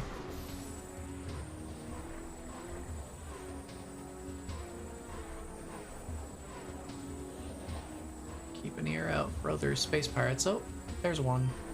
Hey, buddy. How you doing? Goodbye. Oh, I see you back there. Whoop. Gotcha. Alright.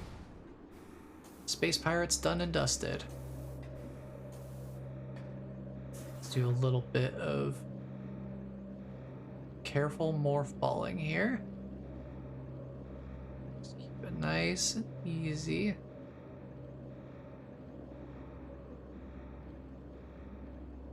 Take it nice and slow. There we go. 5 more missiles. Never a problem there. We'll just pop over here, I guess. Alright, what do we got for scans? I missed the scans up there. I want to get them. There are a couple more scans here. May as well grab them. Hunter Metroid DS is showing signs of increased instability and a heightened immunity to cold damping fields. Motion near Hunter Metroid DG appears to trigger psychotic episodes. Personnel are to stay at least 3 meters away from stasis tank. Okay, Hunter Metroid's cool. Oh look, there's an energy tank in that one.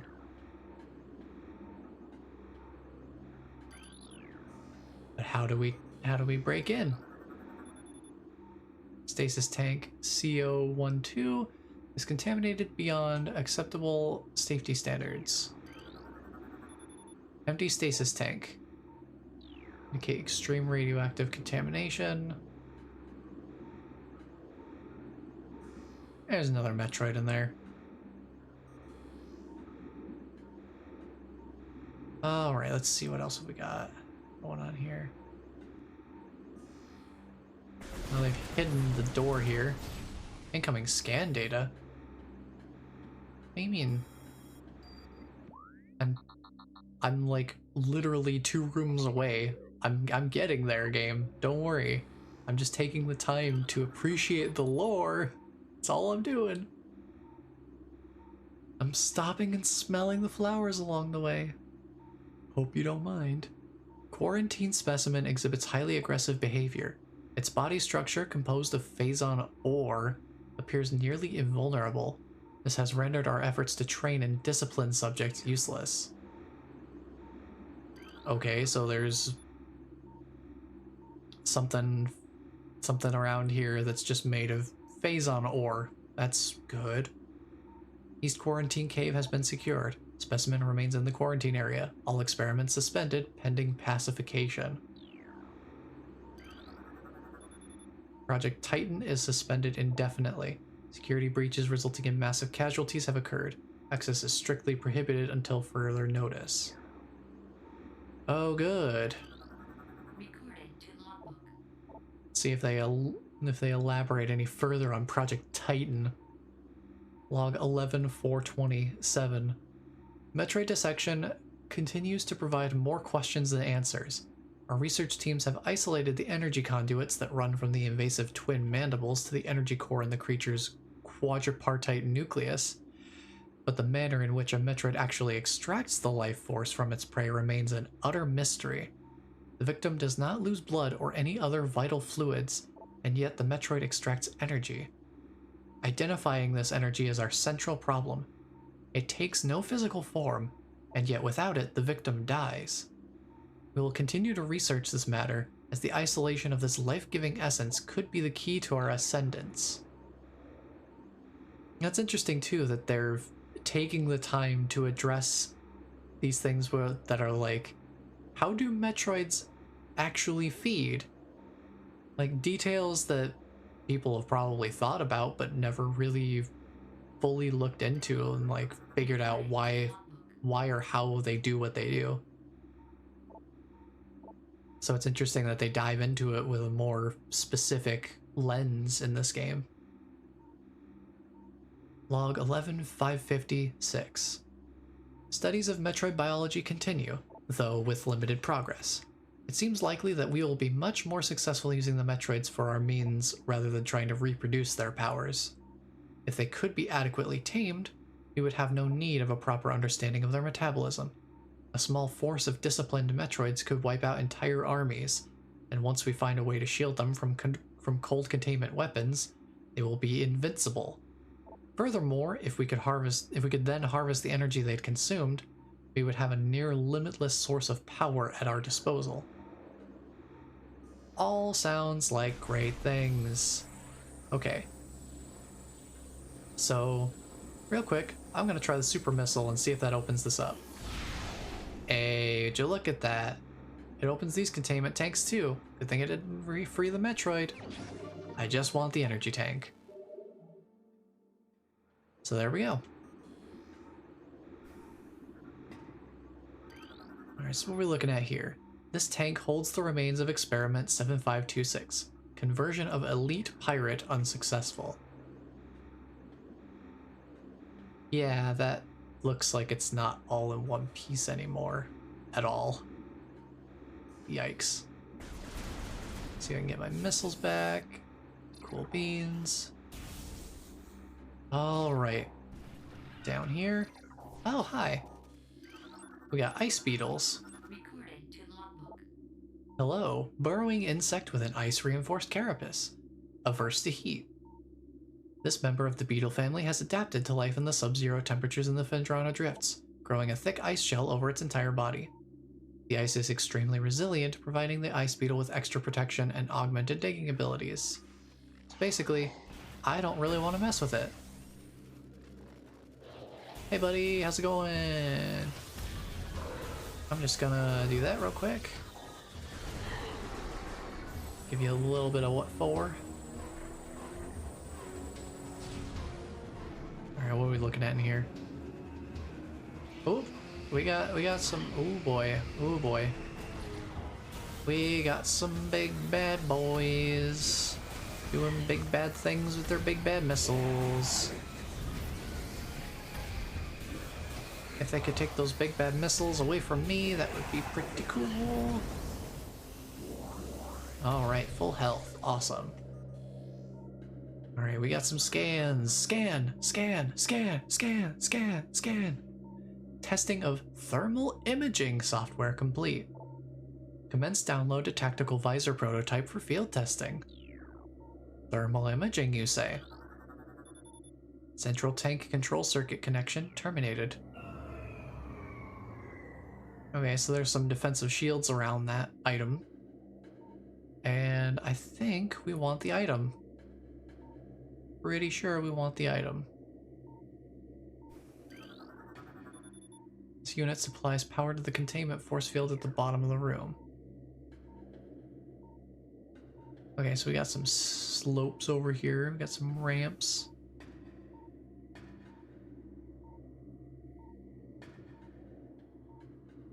Let's see, nothing here. I go down another floor. Thermal imaging software exceeding initial expectations. Combat applications are being evaluated by command. Field testing in Phendrana region approved. Use of prototype visors by security personnel approved. Also note that we've got some Metroids hanging out. Behind some more containment. Oh, hello there, turret. I'll get to you in a second.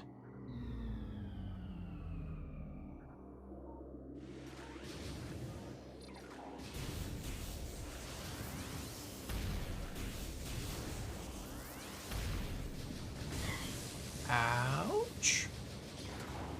Took a little bit of damage. If I can heal up by grabbing this item and immediately lose the health again.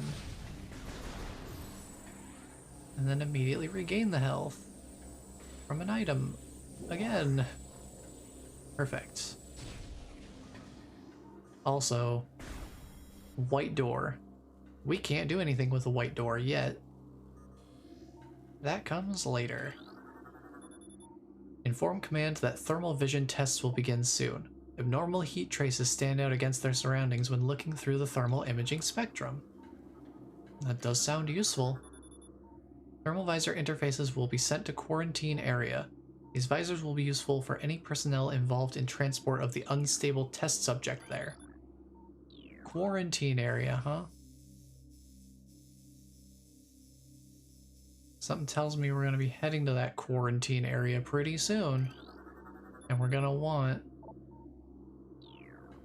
whatever's in here, this thermal imaging unit.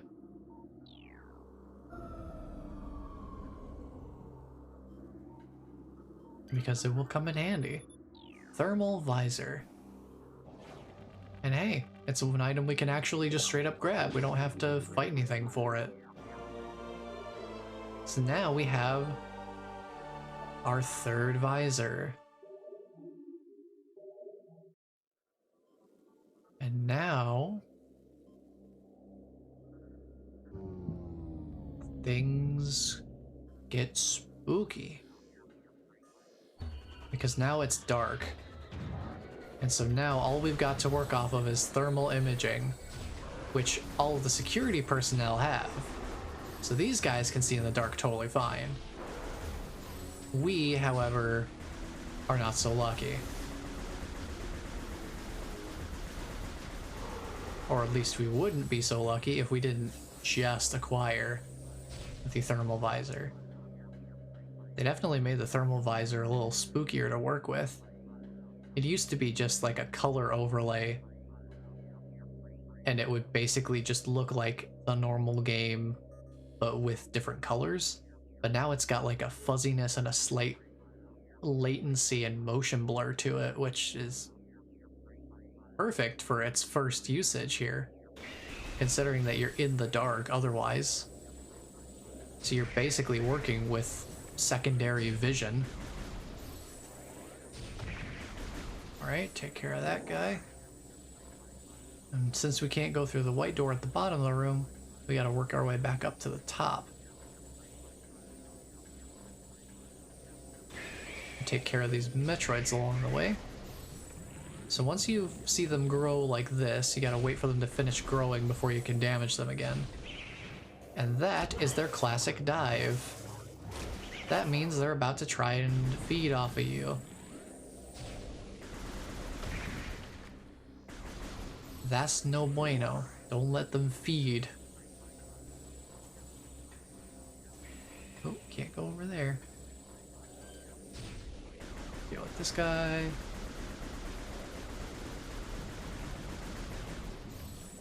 Give me time to charge up. And completely miss, I guess. Whoa. It is possible to combat dodge around them if you're far enough away. Stores no power. A nearby power conduit must be energized for it to open. Conduit radiates some heat that is invisible on the normal spectrum. So you see this thing here? That's a power conduit. And now we can actually see those. Hey, buddy. These are mechanoid sentry drones. Well-armed and armored security mecha. Sentry drones have limited intelligence but do their assigned tasks well. Being machines, they are susceptible to electrical attacks. When alerted, drones initiate a security lockdown and then attempt to neutralize the intruder. Their electronic warfare suite can scramble visor technology as well, which is why we have a bit of a funky time going on with our static vision. If we keep pumping charge beam shots into it with the wave charge beam, we can give him a little bit of a stun lock.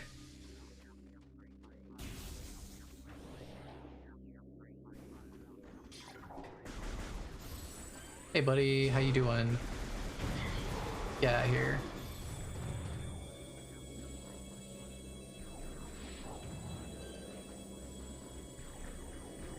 I think we're dealing with shadow pirates, considering that they're just running around with melee weapons. Yep.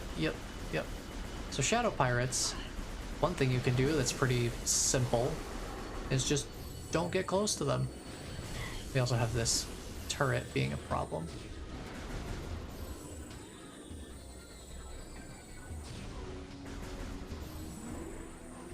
Alright, so now we just need to work our way backwards.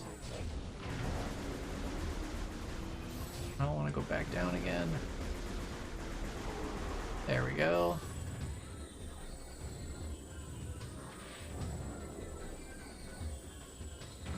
Ooh, he's moving.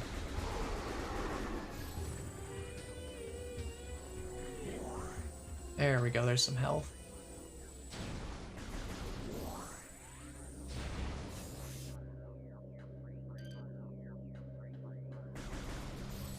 Yo, this turret.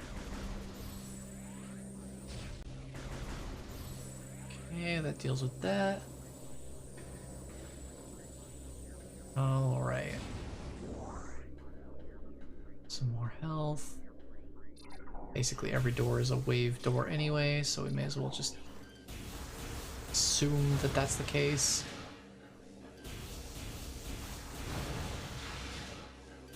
Alright, since we're backtracking, nothing new to scan besides that one room with the drones.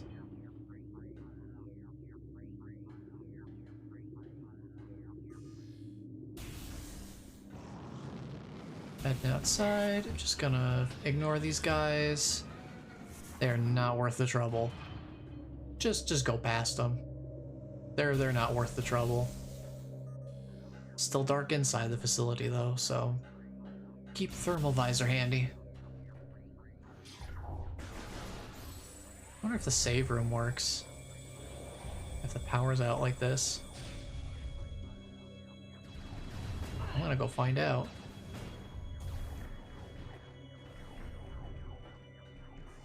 Nope.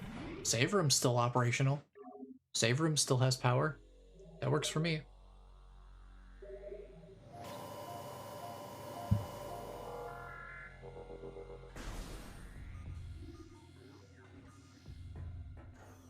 Yeah, it's dark.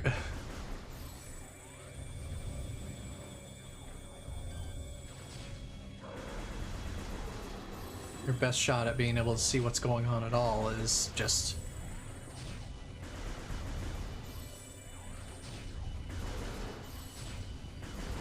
That guy's gone. Right, sounds good. We're all set here. Now we just need to take the door out of here. And we do have a pillar of some sort.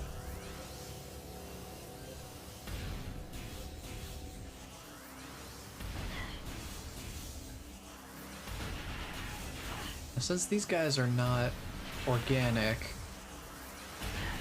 having the thermal visor doesn't really help too much with tracking them specifically, but it does help with being able to see the environment around you.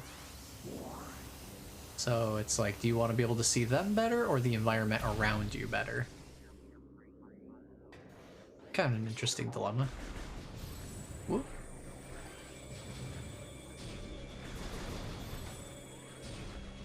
Let's get that out of the way. Hey, buddy. How you doing? Yeah, come on up here. Come on up here, pal. See how that works out for you. Right, now we have super missiles. So we can open the cordite pillar and get ourselves a missile expansion, which lets us carry another super missile, basically. If you want to think about the quantity that way. Oh, boy. Oh.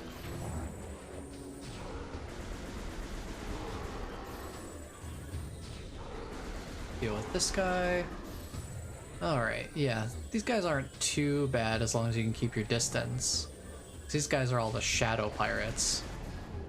Which means they don't have ranged weapons. They've just got their scythes.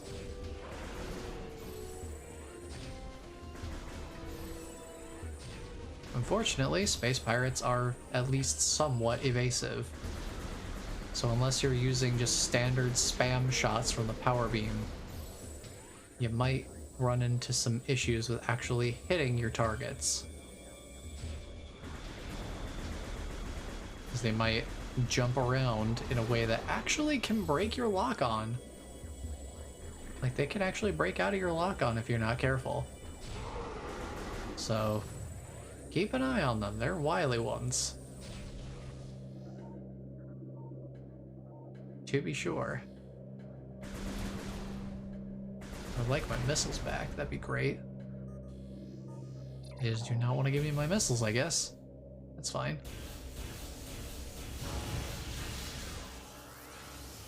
Turn my thermal visor back on.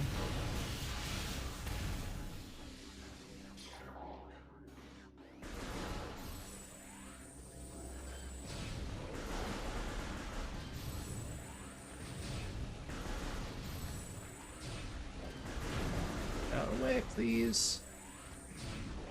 Out of the way, please. You're blocking the door. They're just standing here blocking the door. Like a couple of losers. Quit blocking the door. Thank you.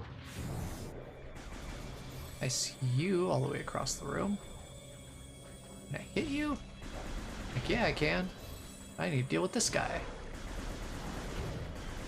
Hello. There we go. Problem solved. Alright, we're back to normal. Now those guys would be really hard to see with standard vision. Like, I don't think they show up on the radar until they uncloak. But with thermal vision, you can see them perfectly fine. Oh, and I totally missed this door earlier that's, you know, a map station. So we could have had some idea of where we were going, but this area is pretty straightforward anyway. You don't really need a map too badly. It's pretty linear. East Quarantine Cave is restricted to blue level security. Authorized personnel permitted entry only after bioscan. Project Titan specimen is immobilized in Quarantine Cave. Relocation is recommended due to increased violent activity. Quarantine Cave sounds like a fun place to be. Phazon ore appears to bind through Phazon energy. Thermal imaging is required to detect the highest concentration of radioactivity, which serves to bind the stones together. Imaging research is being conducted in the containment vault area of the facility. Phazon ore is extremely durable and blast resistant. Although the armor-like qualities of this shell provide ample protection, thermal imaging can be used to detect weak areas in the casing. Improvements must be made to this shell in the event that these weaknesses are found by aggressors. Golly, I wonder if there are any aggressors around who could possibly make use of those weak points.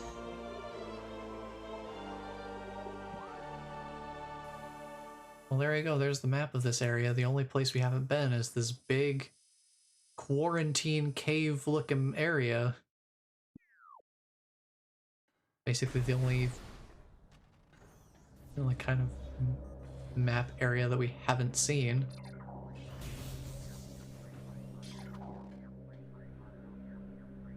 I'm gonna keep this on, actually.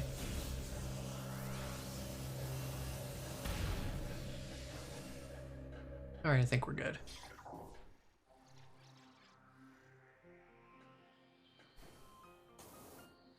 Alrighty, let's hit this save real quick. And then I see Twitch is gonna run another ad soon, so let's go right up to the edge of that big open room. And then we'll let Twitch get its ad business out of the way. And then we'll see what's in the room. Cordite statue. Boink. Super missile taken care of. Thermal imaging reveals a power conduit, which we can use to power up the door. Brilliant.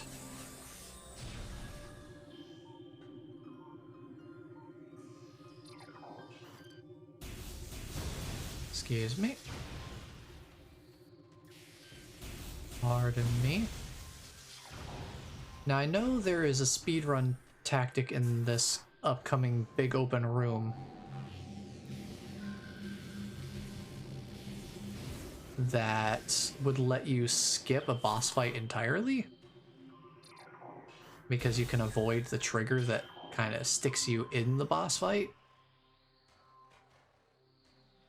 but I'm not gonna be going for that. Yeah, we're in the quarantine cave, so yeah, expect some interesting things to happen here. But first, so we don't get interrupted during these interesting things that are going to happen, I'm gonna let Twitch deal with this whole ad business, get it out of the way so that it doesn't interrupt us while we're getting to the good stuff. So we will be right back.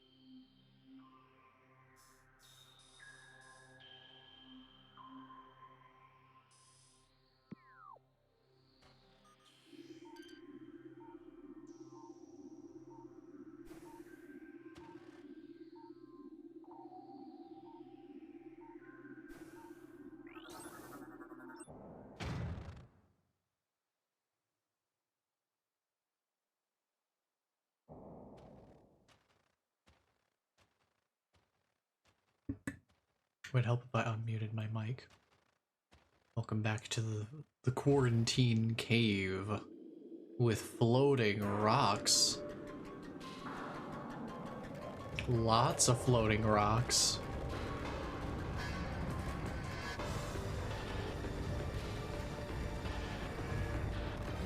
With some of the most threatening music I've ever heard in relation to, you know, floating boulders. Scan! Scan! Thardis has never looked so good. An animated, sentient creature of stone charged with phazon radiation. The phazon radiation given off by Thardis negates auto-targeting systems, preventing lock-on. It may be possible to acquire alternate targets with a different visor, hint hint. The chaotic nature of phazon, excuse my watch band there trying to rip earbuds out of my ear, oof. Yikes. The chaotic nature of my watch band. Chaotic nature of phazon irradiation leads to instability in its structural integrity. Thardis can encase targets in ice, and its colossal size and strength make it a formidable opponent. Alright. So, use the thermal visor. Use the thermal visor, and yeah. If these rocks blow up, they release a bunch of thermal energy for a short while that make it hard to see. Yep, thermal visor overloaded when you break his weak spot too. Super missile. Super missile. Tackle him with a nice, tasty super missile when you get the chance. And watch out for his roll around.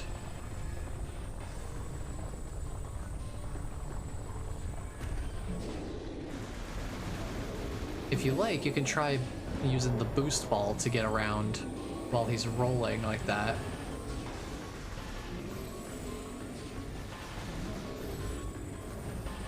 To try and stay out of his way.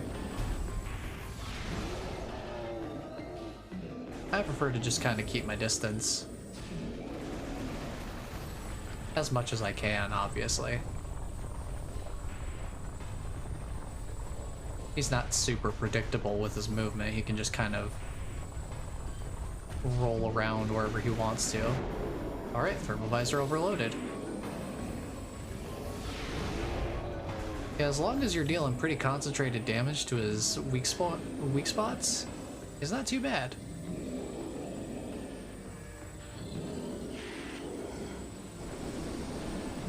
Now he's summoning Thunder. He angry. He very angry. Now he's summoning an ice storm, so it's really hard to see him if you're not using the thermal visor.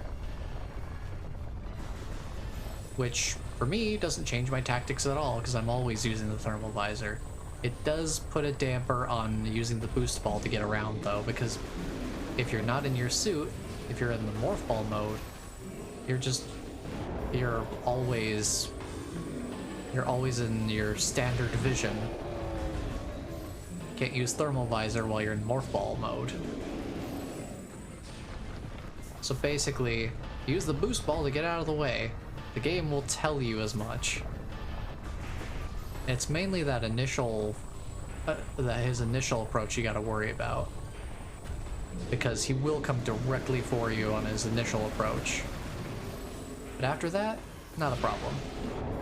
Alright, thermal visor overloaded.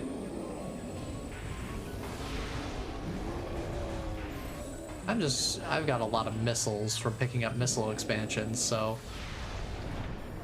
use super missiles. If you got the missiles to spare, you may as well. They'll break the weak point immediately. At least on normal. And they also just take it out straight away when it's exposed. Oh, he getting angry again. Angry boy.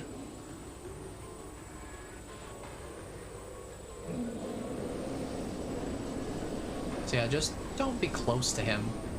Pretty self-explanatory, like morph ball, boost ball.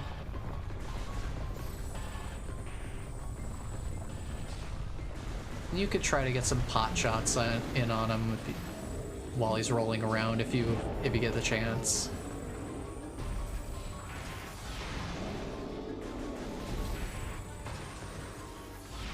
Boink, and he's gone. Just that simple. Just bring a ton of missiles into the fight and you'll be fine. I think he hit us a few times through that fight, but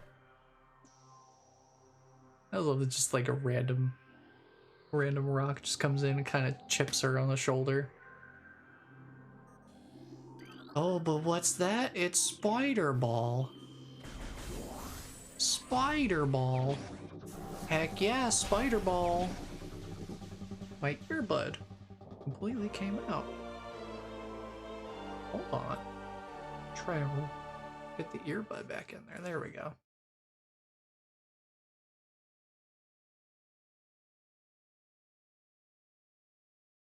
All right, there we go. All right, so now we can actually use these magnetic rails that have been everywhere.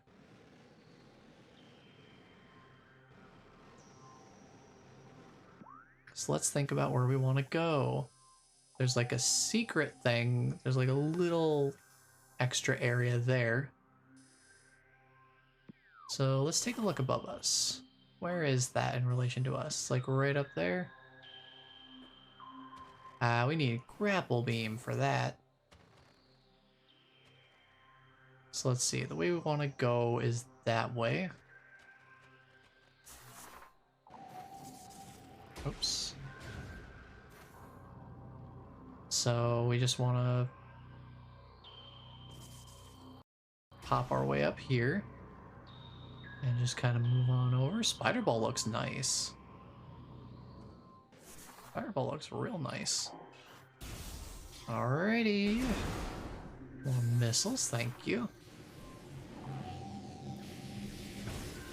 I'll burst through here. Not like I took a lot of damage anyway. Alright, we have access to a new part of Magmore Caverns. Recorded to logbook. And a magnetic rail system track.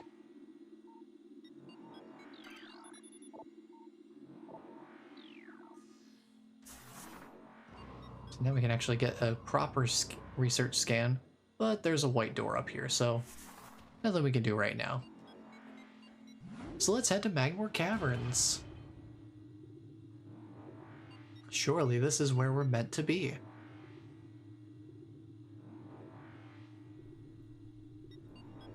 Well, let's check it out and see where we're at. First of all, I see that behind me, which means it's probably a save room.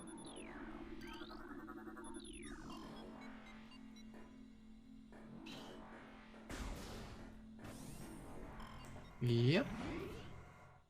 Save room appreciated. Always.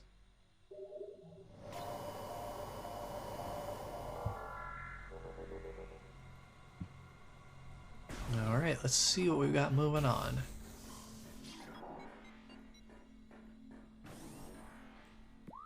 Let's take a look what we got going on. Well, I'll take a little bit of chip damage, it's fine. Oh, hang on, I want a charged wave beam. Because we got flying pirates again. We got the jetpack troopers, our favorite boys with the favorite toys. That deal way too much damage.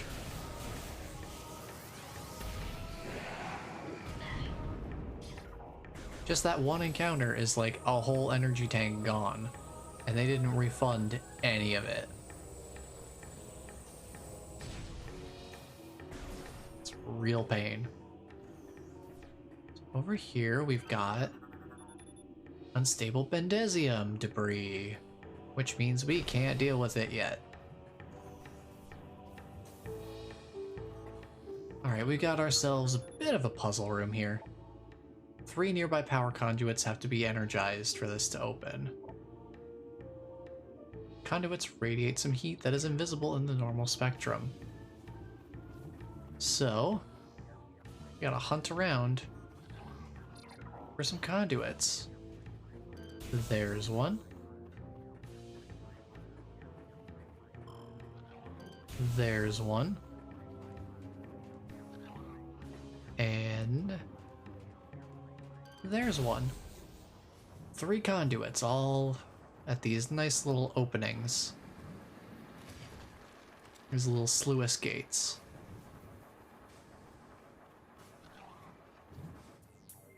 Alrighty. Puzzle music time.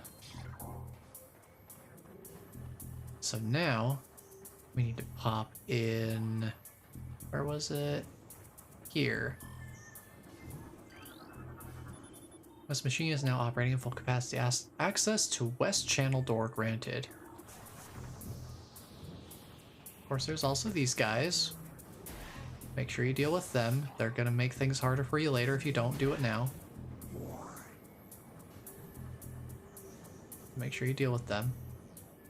Alright, West Channel. This one's been cooled, so we can go in here. Get our scan. Access to East Channel door granted. So that cools off the lava over toward that gate. But only for a limited time. So make sure you're moving. And this is why you want to deal with those little grabbers, because they'll make things hard for you if you haven't dealt with them. Also remember you have Boost Ball. Get around a little bit faster. Now, North Channel. Also limited time. So make sure you have some idea of where you're going.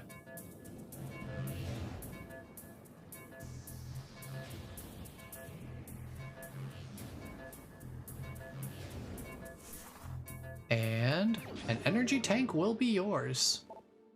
Definitely a worthwhile reward, especially after however much damage you may have taken from the space pirates just going into this room. Puzzle done.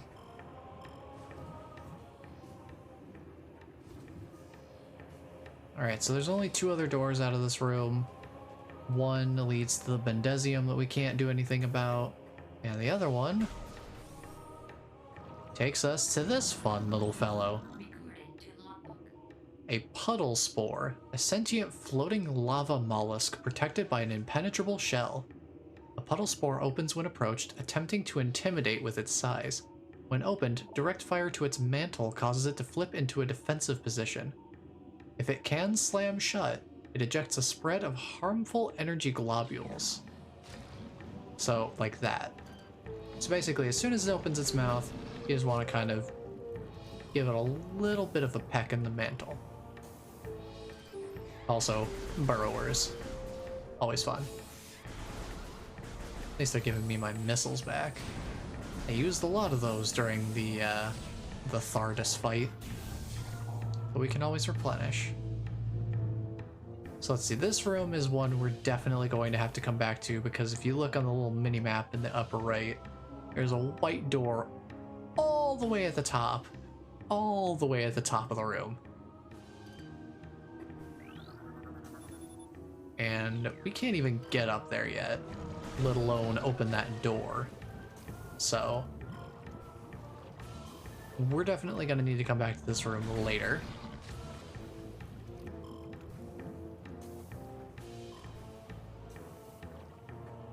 Because, like, yeah, we can't even get up there yet. So just passing through for now.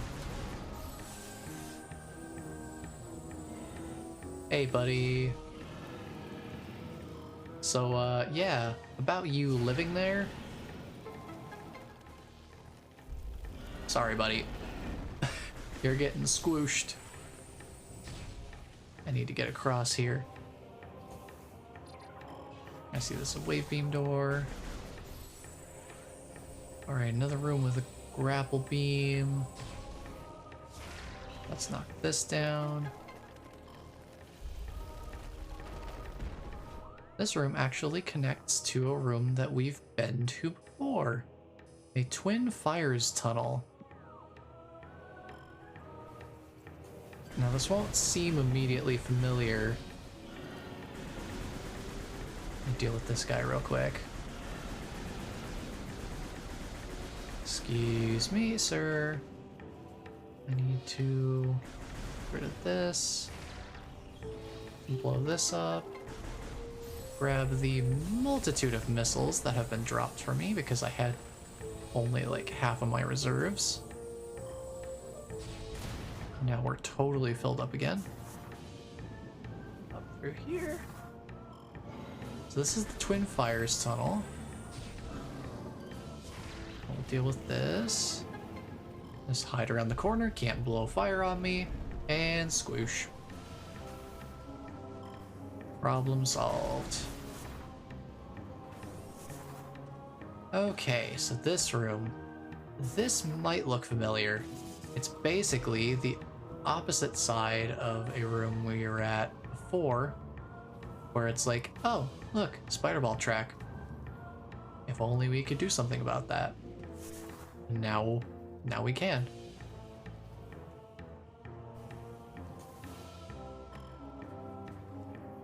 So that's what this room is. It's basically a way to connect back around to where we first were able to go back to the Talon Overworld West. That was over here where we had this root cave. So we've gotten boost ball, space jump, wave beam, super missile. We got a bunch of stuff. And I mean a bunch of stuff. So we have plenty of new items to play around with. New ways to get around, new doors we can open. So I think going back to Chozo Ruins wouldn't be a terrible idea. Since there's not too many things we can actually do here in Magmoor Caverns right now, from what I can recall, we're gonna need to come back here later with a little bit more mobility under our belt.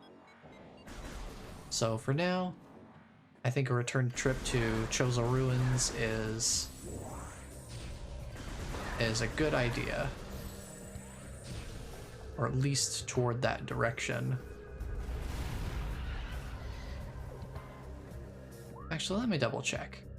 Before I get too far, because we could also go from Magmor Caverns to Phendrana Drifts, so let me just double check if there's anything worthwhile in Chozo Ruins right now.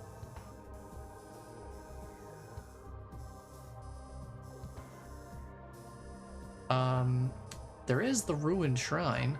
We have Spider Ball and Wave Beam, so we could go past the Ruined Shrine here.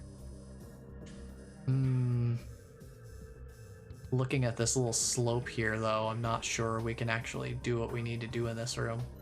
But worth checking, I guess. At worst, it's just a little bit of a detour from where we need to go. And at worst, we'll be gathering more information about what we need to be successful in that room. So, not a huge loss. Deal with you. We'll just kind of jump around here.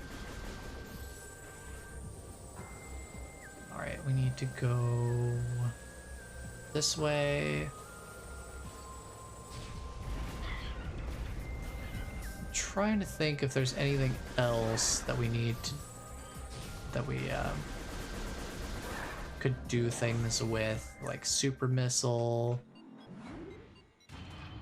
Because there's not a whole lot of places where we need a super missile, but I can think of at least one off the top of my head.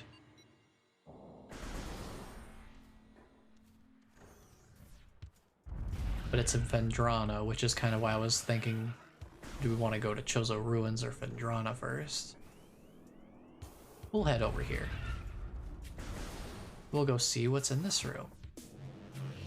The room beyond the wave beam door.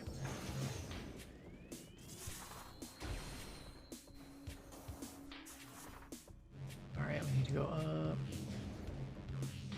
here. Up through this little tunnel. Oop. I pressed the wrong button to grab the track. I always press the Morph Ball bomb button rather than the Spider Ball button. I need to remember it's left, not right. And we just head on over here. Grab that. Oh, it's another wave beam door, so that real quick. Alright, what are we looking at in here? We've got large stress fractures on the Brimstone Pillar. Okay. I have a feeling this might be something that we can't fully do right now, but that we'll need to come back to later. And these guys are fun. The Oculus. Wall crawler that generates electric pulses. The Oculus exposes its single eye when active. The electrical field that covers it is enough to deter most predators.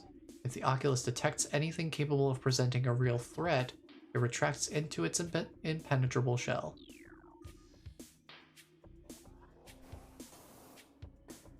So, Brimstone means we just fire some missiles at this.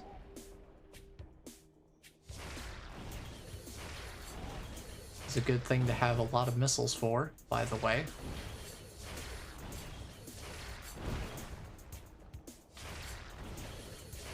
Because you're going to be using 12 of them per level. There's something up there. Something that looks important.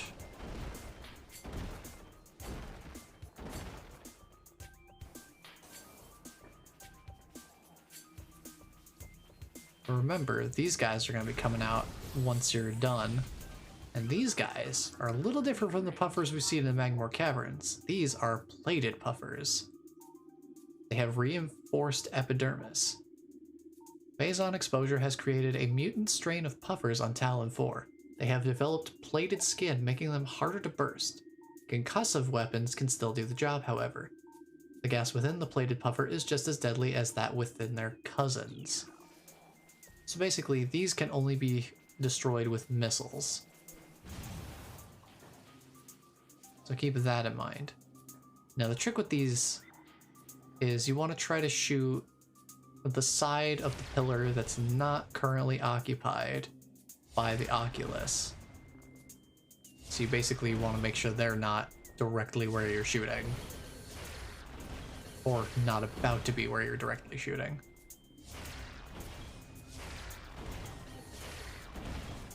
If you're careful with your aim, it doesn't really affect your pacing at all. It just means a little bit more mechanical precision on the execution, which isn't too big of a deal.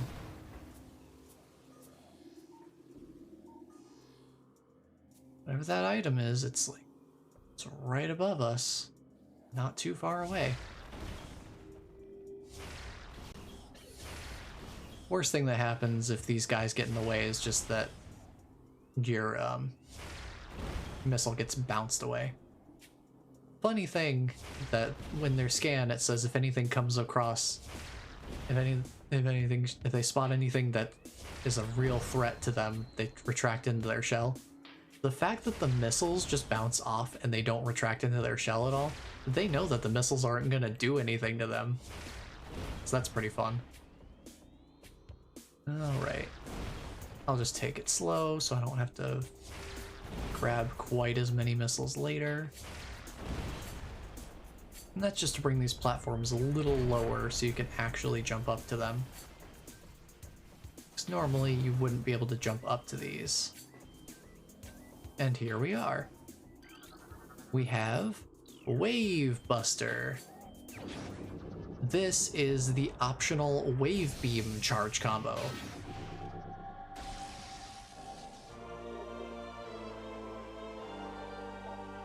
This powerful attack uses missiles while active, so this is a continuous fire charge combo. So this is an optional upgrade. Definitely don't have to come up here and grab this.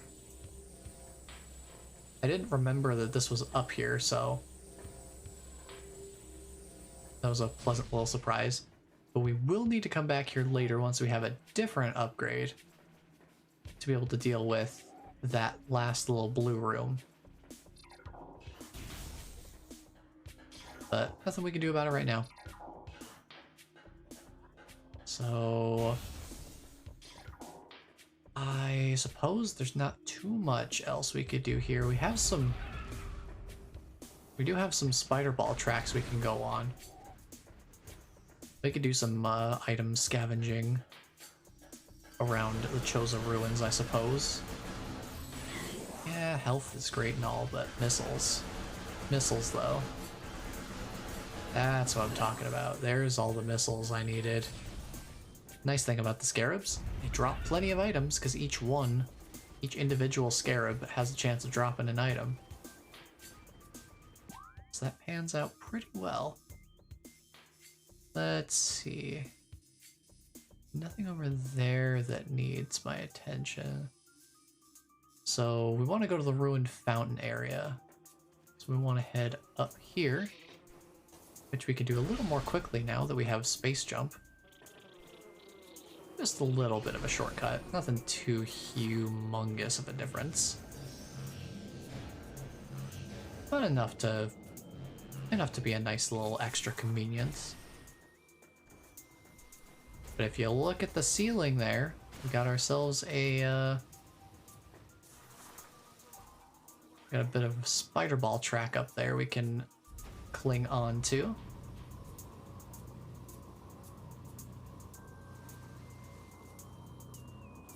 And just roll on over here and grab ourselves a nice little missile expansion.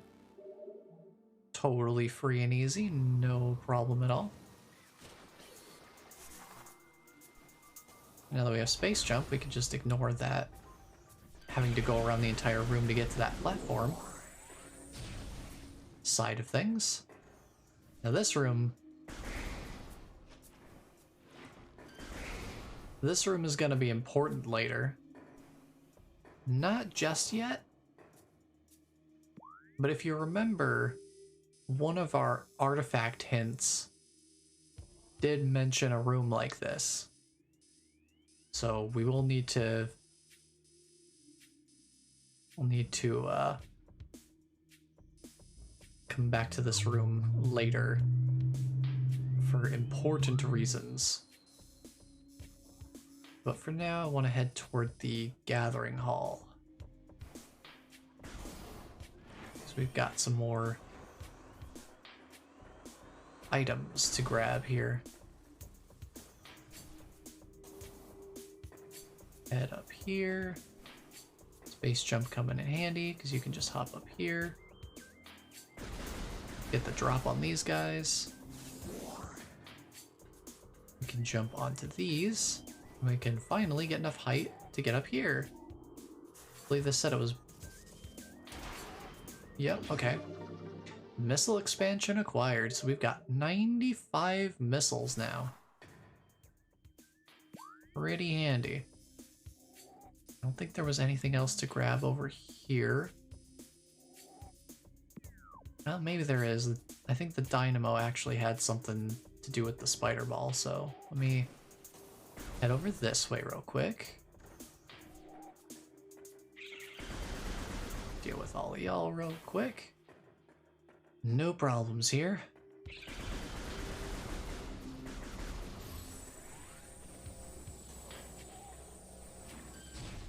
Just gonna deal with these guys. We can ignore that. We can basically ignore this, more or less. Oh, we don't need to blow anything up because we can just go straight through. Because in here, we were able to grab one item that was just kind of like hanging out in the middle of the room. Sufficient blast trauma will likely result in complete destruction. So yeah, this was where we got the item, was in here. I didn't know that thing respawned. But we also had the spider ball track we couldn't do anything with earlier. So we didn't have a spider ball.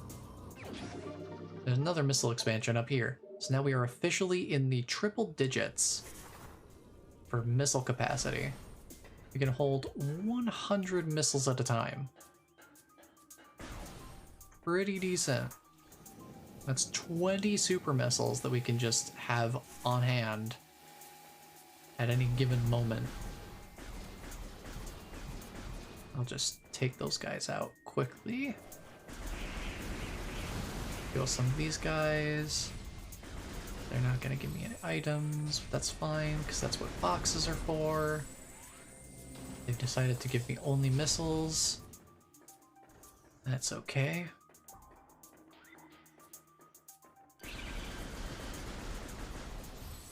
These guys gave me some health. A little bit. A little bit of health. There's some more health. Thank you. Okay, is there anything over toward the energy core that needed? There's a white door over there, but I don't think furnace does anything for us right now. So this was mainly just a pit stop to grab some more missiles at the end of everything. Can't do anything with the magma pool until we have grapple beam. So I suppose we could head back to Magmore Caverns, whichever way we want to do that. What's the better way to do that? So this is where we were, and that takes us to Phendrana pretty quickly. I say let's go back the way we came from. Go back to Magmore the way we came in rather than going back to the beginning of it again. It should be fast enough to do that. And then we'll head back to Phendrana because there are some more things we can do there, I believe. I know there's something right in the main beginning area that we can do now that we have super missiles. So let's head that way. You're here. Hello, friends. Goodbye, friends.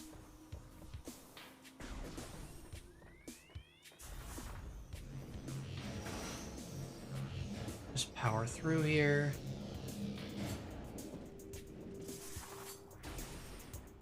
Alright, so now we're here.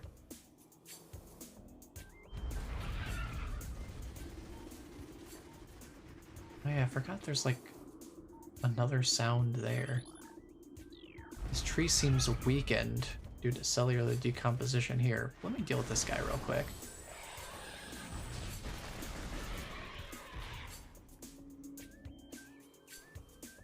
Hey, let me try some things here, because this is... Yeah, I'm getting there. Hold on. Regional climate analysis complete.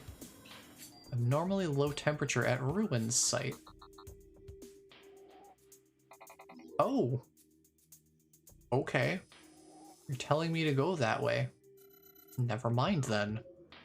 I would have been going the wrong way, I guess. Oh, super missile opened that up. Nice and good. I don't think I can reach the inside from this angle, but if I go back up, I should be able to. There's a missile expansion just hiding inside the tree. That's why it's good to listen out for items. Just hop around here. And just snag that real quick, because it was making noise. That one we can only get once we get the grapple beam, because that's what that's for. So, I guess we'll head back the direction we just came from. It's telling me to go that way. Yeah, now that I'm thinking about it, I think there was some sort of like side thing to the furnace. There's like a back entrance sort of thing where you don't actually go through the white door.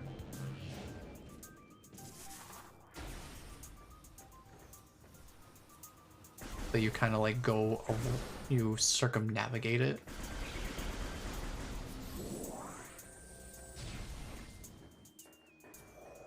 It does sound right.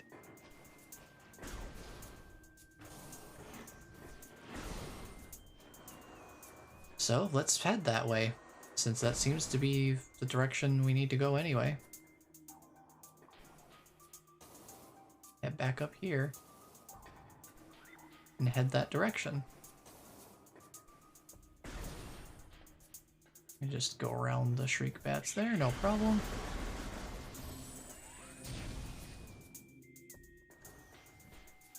Alright. We'll just speed through the little under tunnel here. Nice thing that morph ball bombs can also open doors. So you can kind of roll up to a door, lay a bomb down, and then unmorph while the bomb goes off. Just a little bit of a time saver. Ah, yes. We can go in here now.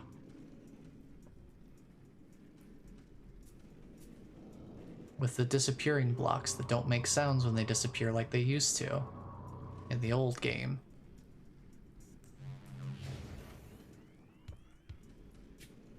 Yeah, they don't make sounds anymore. I think they used to.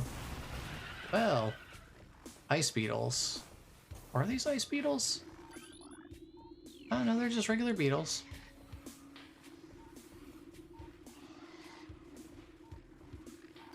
Well, those guys are different. These guys are just straight up plated parasites. Hardy member of the parasite family, invulnerable to most weaponry. A cousin to the parasite, these creatures are known for their amazing resilience. Field studies suggest a weakness to morph ball delivered weapon systems. How convenient that they're on a spider ball track then.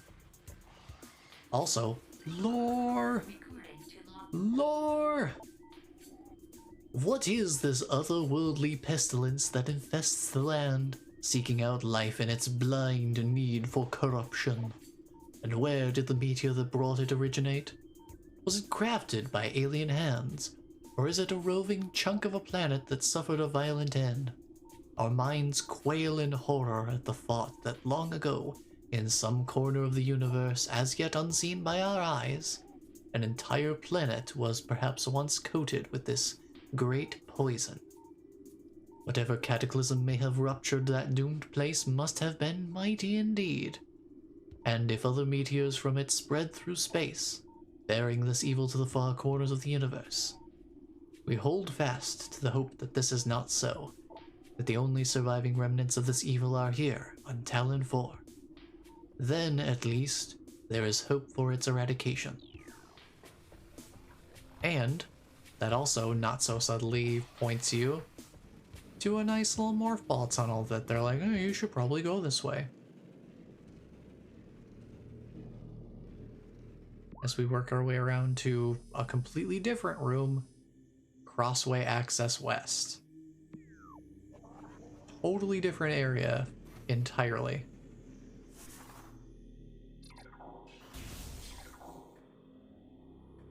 I hear an item above me already. Yep, there it is. Another missile expansion. We have ourselves a nice, smooth half pipe here. We also have a bunch of lore. I mean, a bunch of lore. We got 3 whole pieces of lore scans here, so let's dive in. Recorded to logbook. Alright, to the entrusted one. If you'll read these words, then our hope has not been in vain. Your path is fraught with danger. Monstrosities beyond description lurk in the shadows, starving, hunting for prey, searching for ways to quench the poisonous urges that bloom in their brains. Some of these are shrewd, but they are blinded by their evil designs. Believing in the black promise of the great poison, they seek to harness it for their own ends. It is these last that are the greatest danger. When you rid the universe of these creatures, you will be the true entrusted one. Recorded to logbook. None know if our temple, the Cradle, will prove powerful enough to contain this evil forever. For now, it wraps around that abomination, cutting it off from the world above. However, we believe the power of Cipher, which has been produced by linking the 12 artifacts, should be strong enough.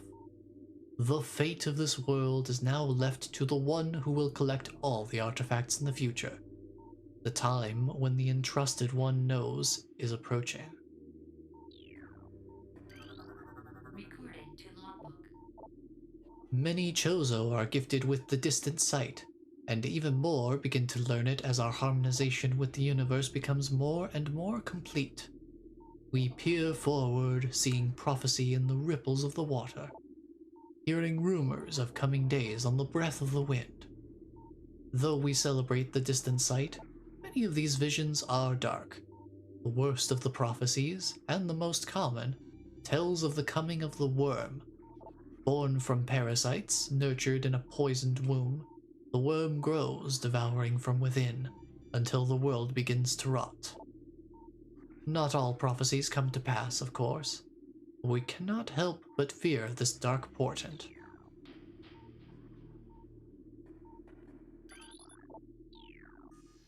Alright, fair enough. I'm gonna blow up the statue. Something behind the wall seems to have been activated.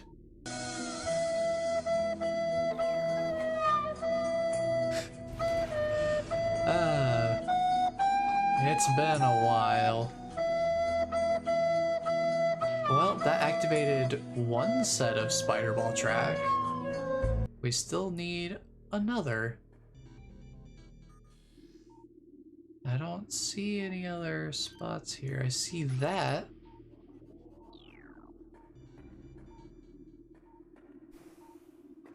Let's see if there's anything else around here.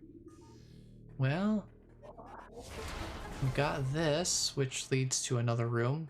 We'll get to that in a second.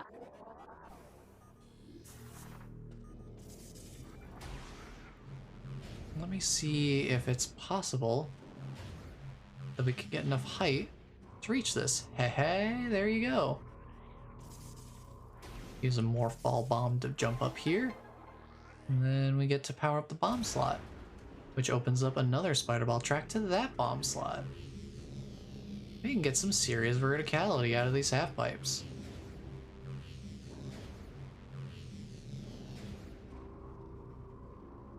Just use the principles of momentum, and you got yourself a nice little game mechanic. Alright. Hop in here, because that is timed. Not sure if you heard it for the split second that the little timer music was playing. Alright, that gives us another missile expansion. Now we can carry even more missiles. 110 missiles we've got so far. And we're only about halfway to our maximum capacity. Crazy to think. Only the holder of 12 shall face the worm. Let me deal with these scarabs real quick. The great poison corrupts all, even the Chozo. Delightful.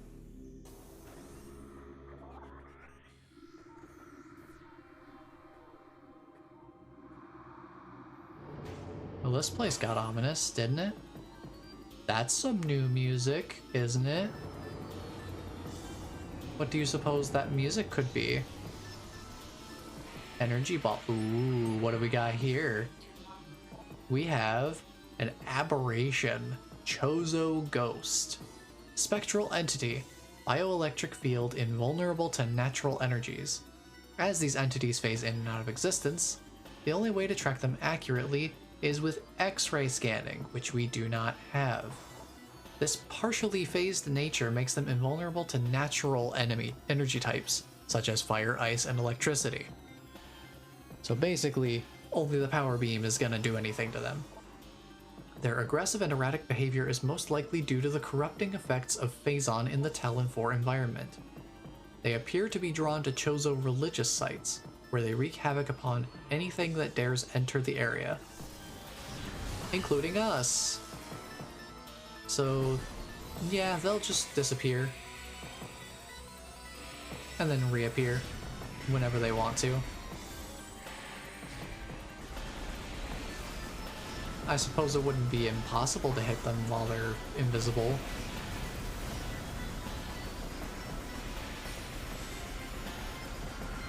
But there you go.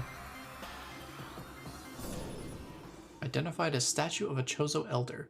According to Chozo lore, which we've read a lot of, these statues served as the watchful guardians of tombs and shrines. Its outstretched hands are empty, as if awaiting an offering. Whoa, that's shiny. The doors have been unlocked.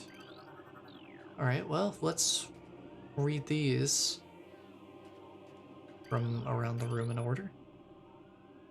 Oh, the Hall of Elders. That's all this said. Okay. Wanted to make sure. Alright. Some sort of plug is covering this slot. Minor energy readings indicate that a small explosive device is installed. Additional scans indicate that the detonator for the device is located somewhere of high altitude. Interesting. Well, we've got some radiation collectors here, designed to absorb and store solar energy. Largely decorative, though. Interesting. I see a bomb slot up there. And this is the Elder's greatest power lies beyond the second lock. Mechanical structure of bridge indicates it can be rotated. But first, more lore! Chozo lore! Things bound to earthly shapes are temporal and frail. Existing in a single dimension, they are fragile, vulnerable, and ultimately mortal. However, not all things obey this law. Shapeless, they wait beyond the realm of perception, emerging only when one arrives who can feel their presence. Such is the will of the Chozo. Our will to defeat the evil seeping into this planet remains. We desire only to see the darkness meet its end. The will of the Chozo has no mind or reasoning of its own, though.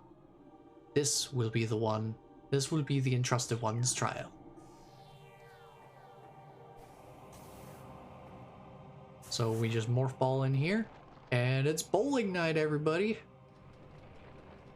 You just lining it up. Zoom. Make sure you're ready to grab the spider ball. Because you're gonna need to. And that blows up these locks, these color-coded little areas, which do seem familiar in their coloration. We'll just kind of climb up here. We've got this little area over here, which we want to grab real quick as a map station. Recording to logbook. Oh, it's a missile station. Never mind, I'll grab it. I still need missiles anyway. Not many of these that you'll see in the game. But there you go, missiles fully replenished. And it gives you as much fanfare as if you had gotten an item.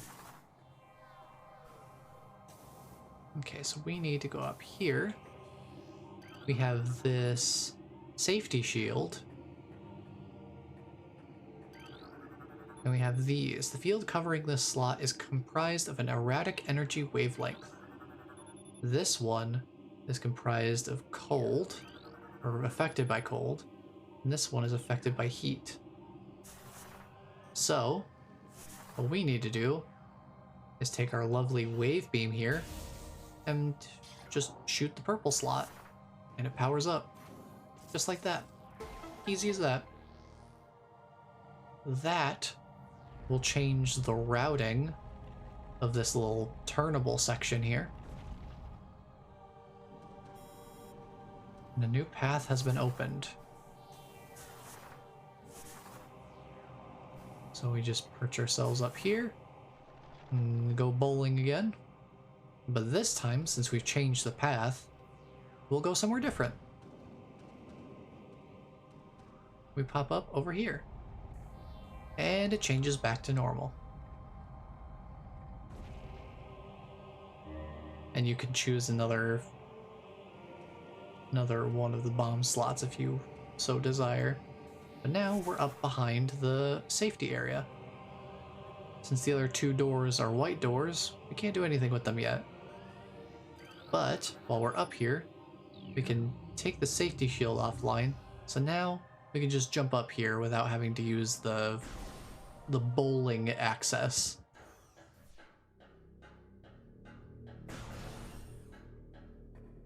And this is basically the only other room that we'll ever see these stone toad enemies. I don't think they exist in any other room except for the one room we saw them in toward the beginning of the game and this one here. I think the rest of the game is completely devoid of them. Drainage shutoff is holding, maintaining the water level of the reflecting pool at 95%. Lots of stone toads in here though.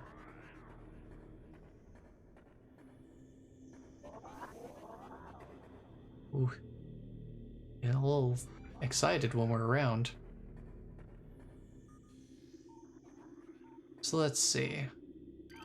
Well, fractures detected in telluric alloy drain cover. Integrity is unstable. Well, I think we know what that means. I'm going in. Blowing up the vent. With a plug. Draining the reflecting pool. But now we have a nice little half pipe. We know what to do with the half pipe, right? Get rid of these guys first, because they will block you from being able to get up to the top. So let me take a look up top. It's basically, to get up here, you're gonna actually want this stone toad to kind of pick you up. So you need to go up to where he can actually reach you, thank him for his service, and then you have a save room with a morph ball tunnel in the wall. Now what I'm curious about is what's through this door. Would you look at that? It's Ice Beam. Just casually hanging out. We didn't have to fight a boss for it. Ain't that lovely? Now we have 3 beams. Now we can open the ice doors. Now, ice beam shots are incredibly slow, but a charge shot can freeze enemies in place. So keep that in mind whenever you're considering your options. But now that we have Ice Beam, that opens up some other new stuff for us. We've gone past a bunch of white doors just in the past few rooms. Not to mention the ice doors and stuff that we've been going past throughout the game. Let me see what's through here. I can't remember what's over this direction. This leads to Talon Overworld South. Let me real quick see where this drops us off. Because I can't remember which way we want to go.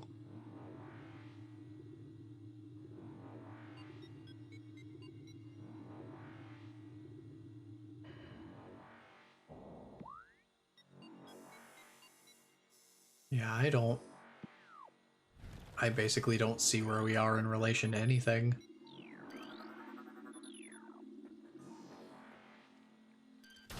Hello, friend. Ooh.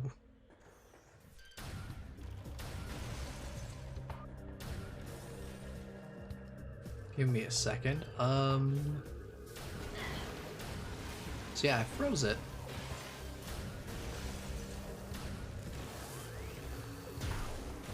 What you can do is if you don't want to deal with them normally, you can freeze them, and then while they're frozen, blast them with a missile to shatter them. So you get a little diversity in how you want to handle enemies, which is pretty nice. Now, as fun as this room is, with its little magnetizing pole here, you just kind of like go up and then drop down and then go up. Can't really fully explore this room just yet. So we will need to come back here later for sure.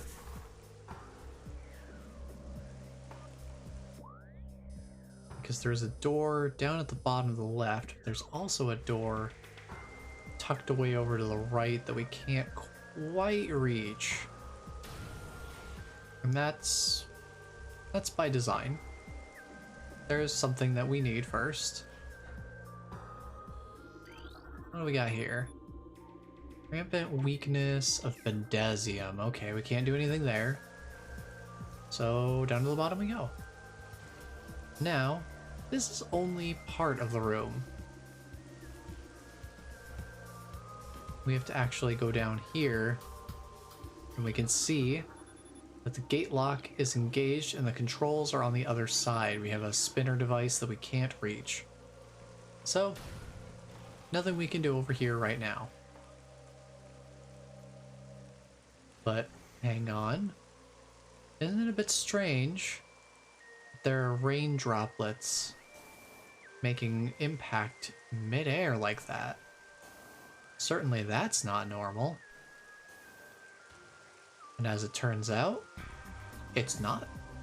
There is actually solid ground there that you can jump on. If I could make my jump land properly, I can actually get over to that door. Now here I thought we needed an item before we could actually get over here, but ugh, this jump is being a little finicky, but I think I can make it. The question still remains of whether we're supposed to be over here.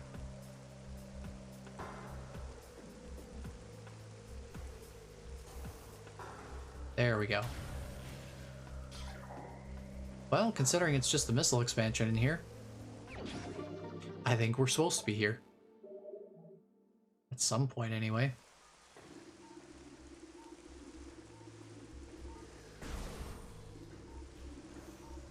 But that's a nice little environmental clue that you can notice and actually make use of it. Although we will be getting an item later that will help us with that. With being able to actually identify that there's a platform there beyond just environmental cues. But beyond that, we're not supposed to be over in this section yet. We don't have any Bendesium busting equipment yet, so we must continue in a different direction. We still have like 3 other directions we could try. Because we've got the 2 ice beam doors in the Great Hall area. We have wherever the ice option would take us with the whole bowling alley area. I don't know where that would drop us off. And then we have this morph ball tunnel in the wall here, which since it's right here, I'm just gonna check it out.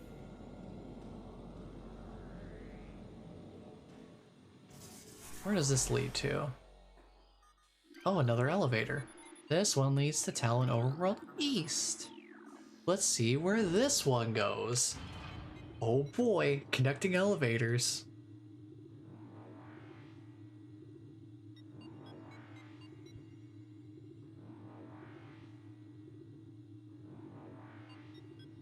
Alright, let's see if I can identify where we are here. Well, this seems like we're just on the opposite side of the crash site from where we were when we took the other elevator. Alright, let's see what we've got going on over here. Hey, you can't even freeze these guys. They just are defending against it. Which is mighty impressive. Is there anything I can scan here? I can scan this. The tree limbs have extended across the room, blocking part of the hall. There seems to be enough room under the limb for something small to pass through. I wonder why they make such a specific point of that, considering at what time of the game you'd have to be here at. Well, small gap exists in the tree root structure. Grab the missile expansion real quick. And we can keep going. There's still more.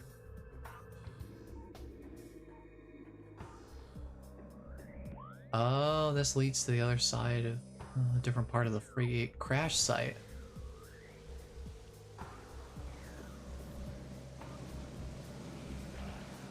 Now, there's not really much for us to do here, I don't think. If you can hit these guys with your ice beam, with a charged shot from the ice beam, you can instantly freeze them and then just blow them up with a missile, which is the simplest way to dispatch of them, 100%.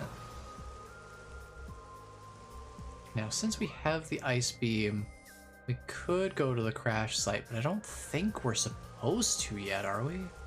Maybe we are. Guess we'll find out. If not, we can always load our save if we really want to get back more quickly. Oh, there is this ice beam door here, which makes me think they're at least expecting us to explore a little bit. Excuse me.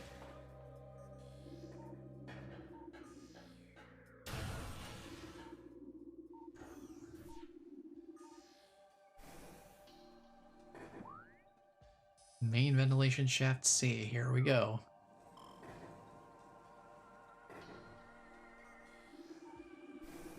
Watch out for fire. Alright, be prepared for water. Our movement is severely dampened when we're underwater. So we're gonna move real slow and not be able to jump very high. And if these tunnels look familiar, there's a reason for that.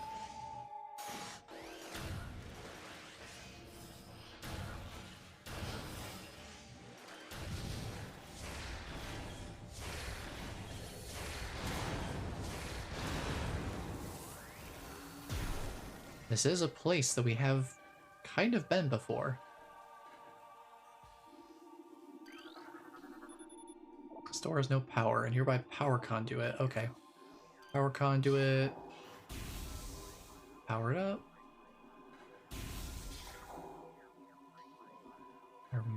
Need more of them.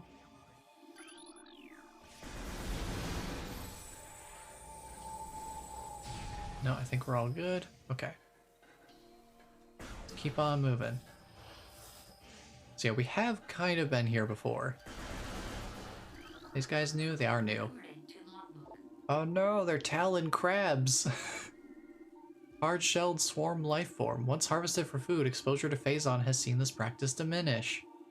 Creatures are timid and harmless alone, but can be a problem when traveling in swarms. Oh, there they go.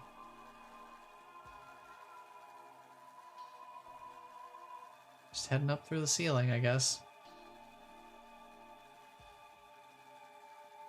Go for it, buddies.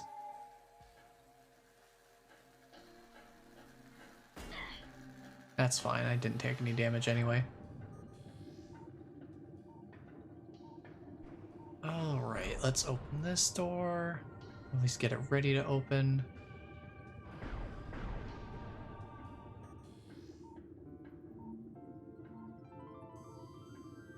Alright, welcome to Underwater. We are in the reactor core. Last time we were here, I think we were dealing with, what, a parasite queen? So yeah, this is where the frigate Orpheon crash landed. And now there's gel zaps here. At least I think this is the frigate Orpheon. At the very least, it's the same type of ship as where we started the game. Aquatic predator made of electrically bound skeletal halves. Electrically bound, you say? The Gelzap's brain is located in the upper half of its body, while the heart and digestive tract occupy the lower half. Linked only by electrical impulses, the two halves somehow function effectively enough to launch the Gelzap to the top of Talon 4's aquatic food chain. Electric, you say?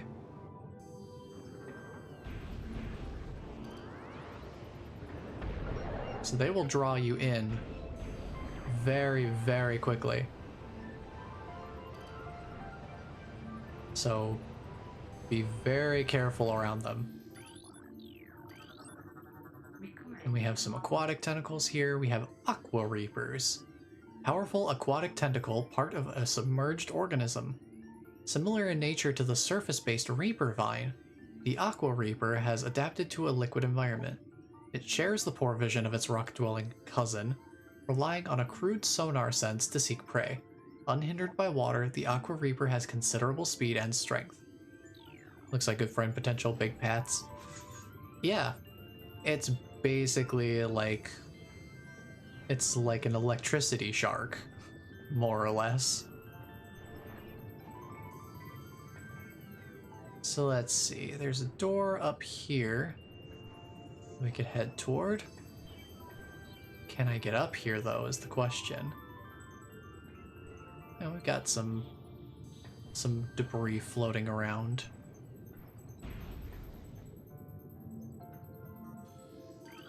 This door has no power. We need to power 4 nearby conduits. You know what that means. We're going scavenger hunting.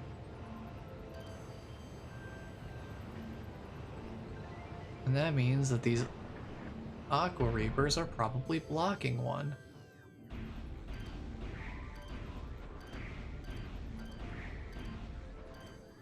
No, I want to lock onto the tentacle. Come on. I need these guys to go away so I can find the conduit.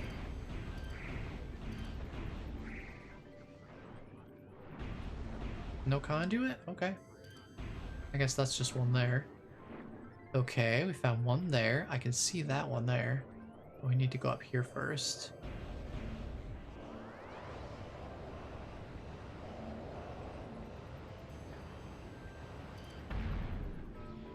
So that's that one powered up.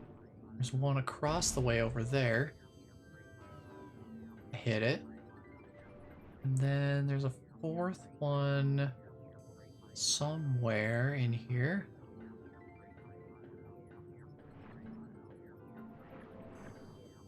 Knowing my luck, probably at the top of the room somewhere. So let's head up here and try to deal with these gel zaps along the way. If I could platform. Platforming underwater when your movement is severely dampened is very difficult. Especially if you're not paying attention.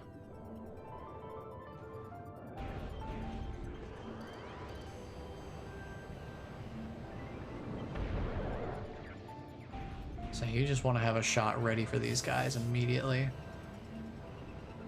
These guys are a pain to deal with. Let's see, any conduits? I'm not seeing anything yet. I am seeing another gel zap up there though.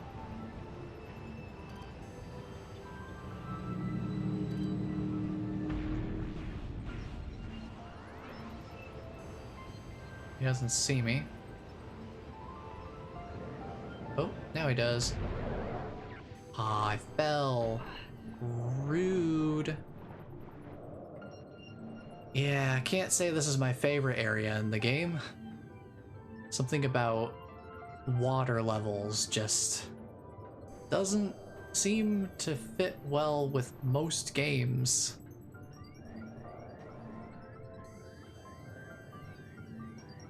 At least the environment is cool, and the music is very fitting.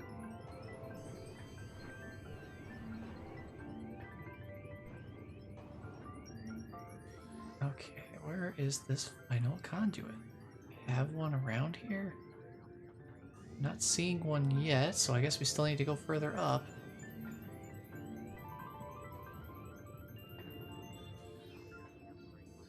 So this is something that can be, you know, largely mitigated if you already know about the power conduits before you go all the way down to the bottom. But I forgot that they were even a thing, because it's been so long since I last played this. So, oh well, I didn't remember.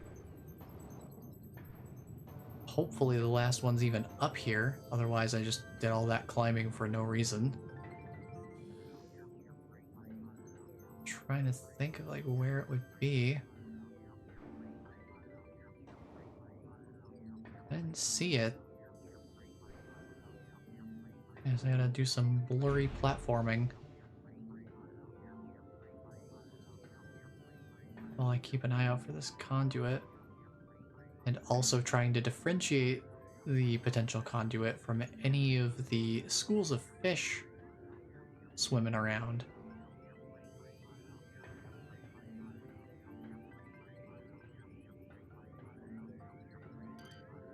Is that it over there? That was it right there. I didn't have to climb back up.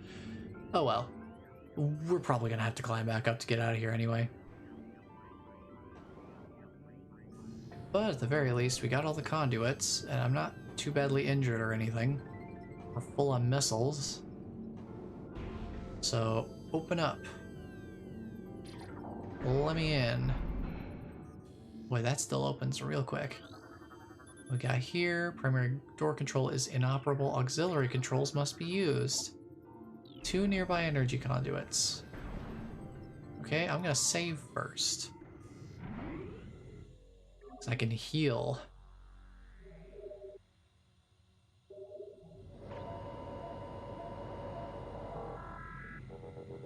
we go.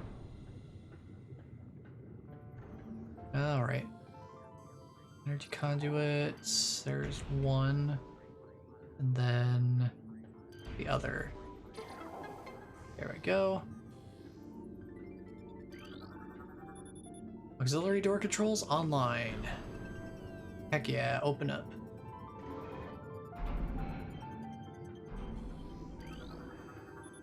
An energy tank lies within this crashed lift. A concussive blast should destroy the door's lift panel. Or the lift's door panel, rather. Pretty simple energy tank to get. Just shoot a missile at the door. Walk right in and grab it. Now, here's where I start to worry that maybe I'm not supposed to be here yet. I can't navigate this. Can't navigate this room. Oh boy. Unusual gravity patterns analyzed. Gravity pulses within Phendrana area, that's what I was afraid of. Yeah, we gotta go back to Phendrana, which means we gotta climb out of here. And I walked 2 rooms away, which means we respawned all the gel zaps, which means they're gonna pull me off of the platforms. So yeah, gravity chamber. We gotta go back to the research core now that we have the ice beam. Or this transport to Magmore Caverns South, whichever one. I don't know. But yeah, we're supposed to be here, like, immediately after what we need to do right now. So I'm gonna need to come back here soon, but not right now. Which is a bit of a bummer, considering how much of a pain it is to get out of here.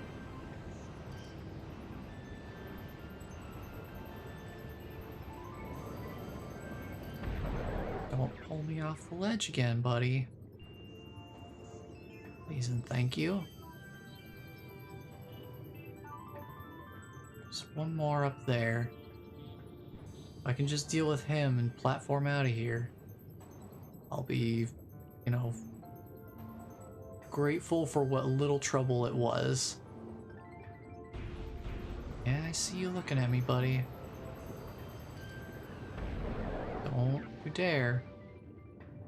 Okay, no more gel zaps on the way up at least.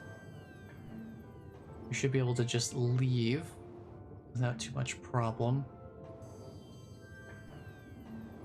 I am half tempted to just load my save and get out of here. But I don't think I will. Because I kind of like the idea of keeping my energy tank for now.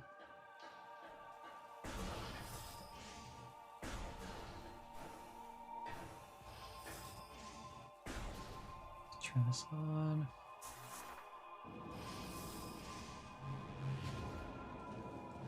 Let's just get on out of here. Alright, time for some more platforming. Thankfully, only a tiny bit of it underwater. Can immediately leave that behind. And leave this whole place behind for now. We'll come back here soon.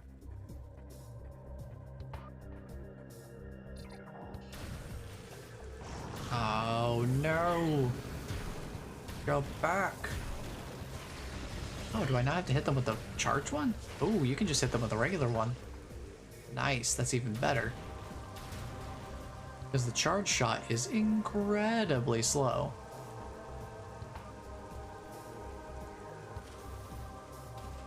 I can almost reach that.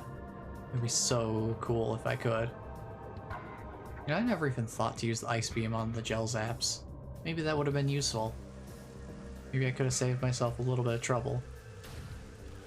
Maybe. Not a big deal, though. We'll just head on out. I can always pop back into the ship real quick, just to save and refill on everything.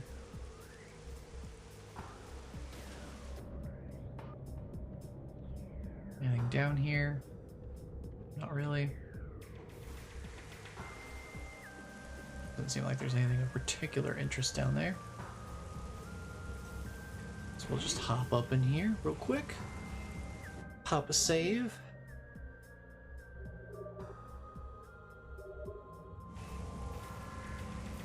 Alright, let's work our way back toward Phendrana Drifts before we end for today. Let's see, how do we want to go about it? Probably go back to Magmore Caverns entrance over here.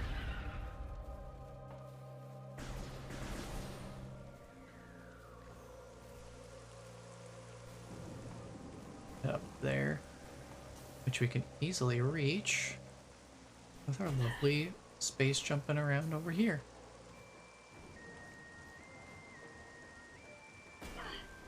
Excuse me.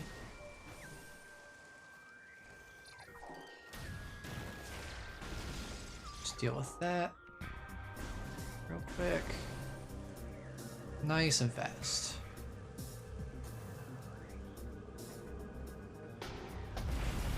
Doors across the room. Just ignore them. Grab my health back. Missiles would be bonus, but I'm only missing one, so that's okay. Alright, back down to Magmore real quick. But only for a brief moment.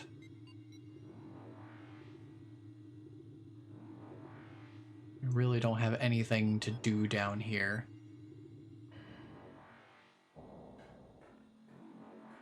I really just need this area to get to Phendrana Drifts South? Yeah, Phendrana Drifts South. Okay, this is good. This is a good spot to be. I need to go over here. I need to take this elevator over to Phendrana Drifts because this will put us really close, or like almost immediately where we need to be. Actually, I think it's the room we need to be in. Unless we need to go to the research core, in which case it still puts us closer.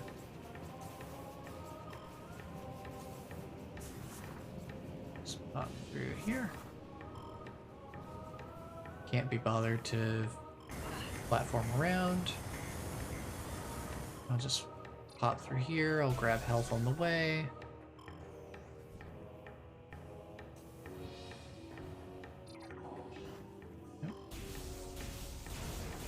Pop these boxes open. Oh, now I get missiles. When you want health, you get missiles. That is a very Metroid experience. When you want one thing, you get the other thing. Come on. I don't even need to jump on you, do I? I can just jump across that. Probably. Get rid of you guys. Excuse me.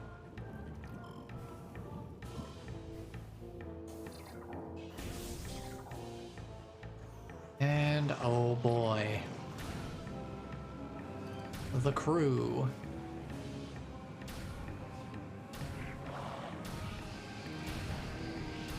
Can I hit one of you with a freeze shot? Please? The ice beam is so slow and these guys are so fast. It really is kind of ridiculous trying to even hit them with the ice beam. It is the simplest way to get rid of them though. Alright, we need to head up there. And then we'll be all over here. Alright. Could pop in here to heal real quick and save. Because where we need to go is just immediately up this elevator.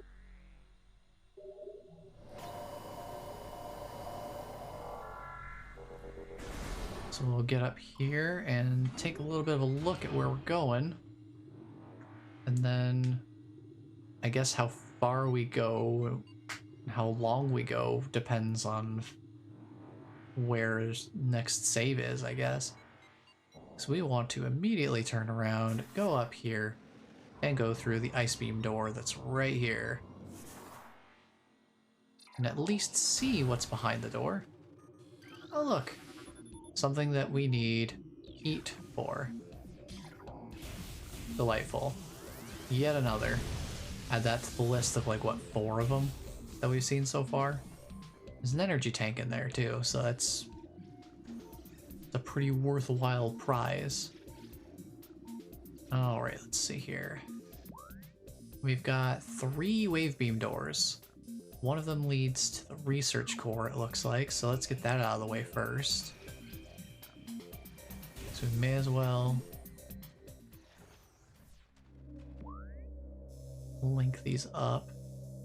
All right, I'm not gonna go in here. I just wanted to make sure I've got this tunnel mapped. Little access way.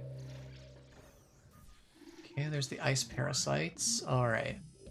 So now we've got a door directly to our right, and then there's one further down below the water, it looks like. Not sure I want to go down there. Well, let's see what we got going on over here.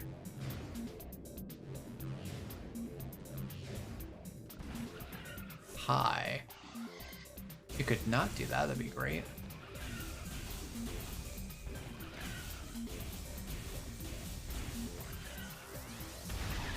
Yeah, they tend to hide after every shot you hit them with. So yeah, they're real pop goes the weasel kind of dudes. Hello, scarabs. Of course there's scarabs here too, why wouldn't there be? No sort of scans or anything here. Didn't hear any items or anything. Wow, look at them. Glider. Docile airborne creatures with unusual magnetic properties. Gliders live a relatively peaceful existence. They have a magnetic signature attuned to common grapple beam technology. The sport of glider riding involves using a grapple beam to attach to a glider, then staying on it as long as possible. 75% scans. Boy, we're really making headway on that. Ooh, Hunter Metroid? Hunter Metroid? Hello, Adolescent Metroid. Energy siphon tentacles increase its threat level. As Metroids develop, they become more efficient predators. Energy draining tentacles allow them to attack at a distance. Quick to anger, a Hunter Metroid will charge troublesome prey and attempt to ram them into submission. Cold-based attacks are still quite effective against these creatures. Ice Beam. Classic Metroid disposal. Doesn't get much simpler than that. Also,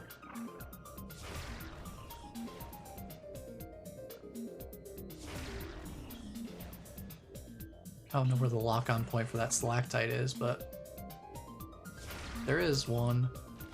We can get that one and that one. Don't know where that one is though. I guess we'll hop down into this room.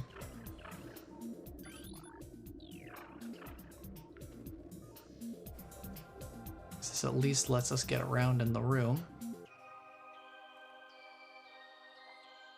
That one stalactite's like way over there, isn't it? Yeah, I think we can only reach that with grappling the glider, because we need to be on that ledge to knock down that stalactite.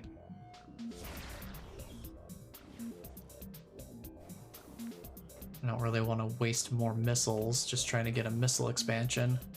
We can just come over here and get it later. I'm so tempted to just keep trying though. It's like right around there, I would think, would be the trigger point for it. Just somewhere that's barely out of sight. Let's see, that leads to a tunnel. Morphball tunnel. Where does this go? Here's a save room. I figured this could be a good spot to call it. Because we've got our direction to go in, it seems. All Metroids destined for phazon ranges in the mines must pass inspection. Phazon ranges. Temperature-affiliated behavioral index for Metroids is available at all research terminals. Access code LIF22. Okay, yeah, this looks like probably the way we need to go. We'll probably end up there either going through the Frost Cave where we are right now, heading through this door, or finding a way down to this door and going somewhere over there. Although I think this is a return door from the gravity chamber. So I think probably we need to keep going through here. But we'll do that next time. Oh boy. started the stream in Phendrana Drifts, ending the stream still in Phendrana Drifts. Definitely not a bad place to be though. And we've made some decent progress. We got a lot of new stuff to work with now. We can boost ball, we can space jump, we got the thermal visor, we've got wave beam and ice beam, we got the super missiles. So we've got a lot of new stuff to work with, and we're about to come up on a gravity related upgrade, which if you're familiar with Metroid at all, you probably already know what it is. But yeah, we're getting some pretty decent progress. Ice beam is pretty important for some specific enemies like Metroids and those jetpack space pirates. If you can hit them with it, of course. But yeah, fun stuff. Definitely looking forward to playing some more of this next week. And I think we're all good on any missable scans right now. I think there's only a few left. Yeah, there's only like, let me see. Yeah, I think there's like 7 missable scans left in the entire game. So I've been doing pretty good on keeping up on the missable scans. So worst comes to worst, if we are missing anything by the end, since I haven't missed any of the permanently missable stuff, anything that like goes away after you've picked up a certain item or anything like that, worst comes to worst, we can just load up a save right before the end of the game and then go back and scan whatever we didn't scan when we went through the first time. But yeah, let's take a look at our totals actually while I'm thinking about it. 46% items, 76% scans. Well, we're really working through the scans. And I think we're not gonna see most of that until after we get through that water area that we were in with the gel zaps. I think most of our remaining scans lie beyond that point, if I remember correctly. But we'll see. We'll see. We've got plenty of ground left to cover still. If we're only at 46% item collection, we've still got some progress to go.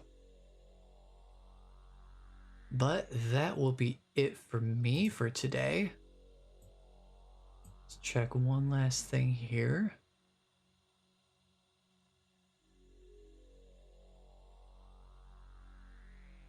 Yeah, I think yeah, we'll call it there.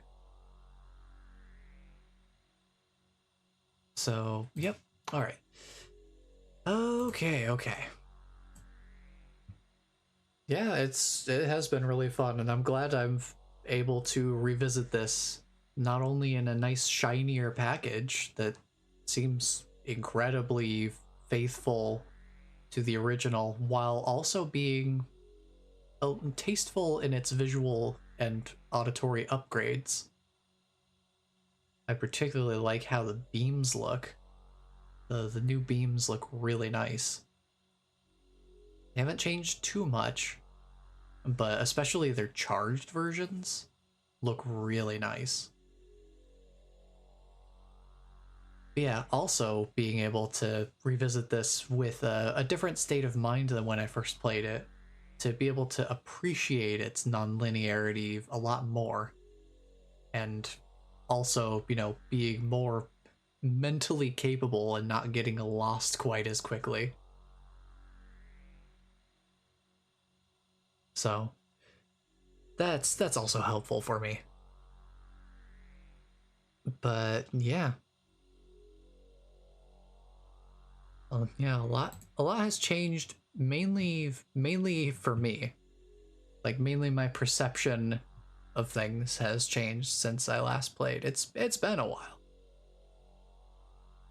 But yeah, definitely a fun time, and I'm really enjoying it.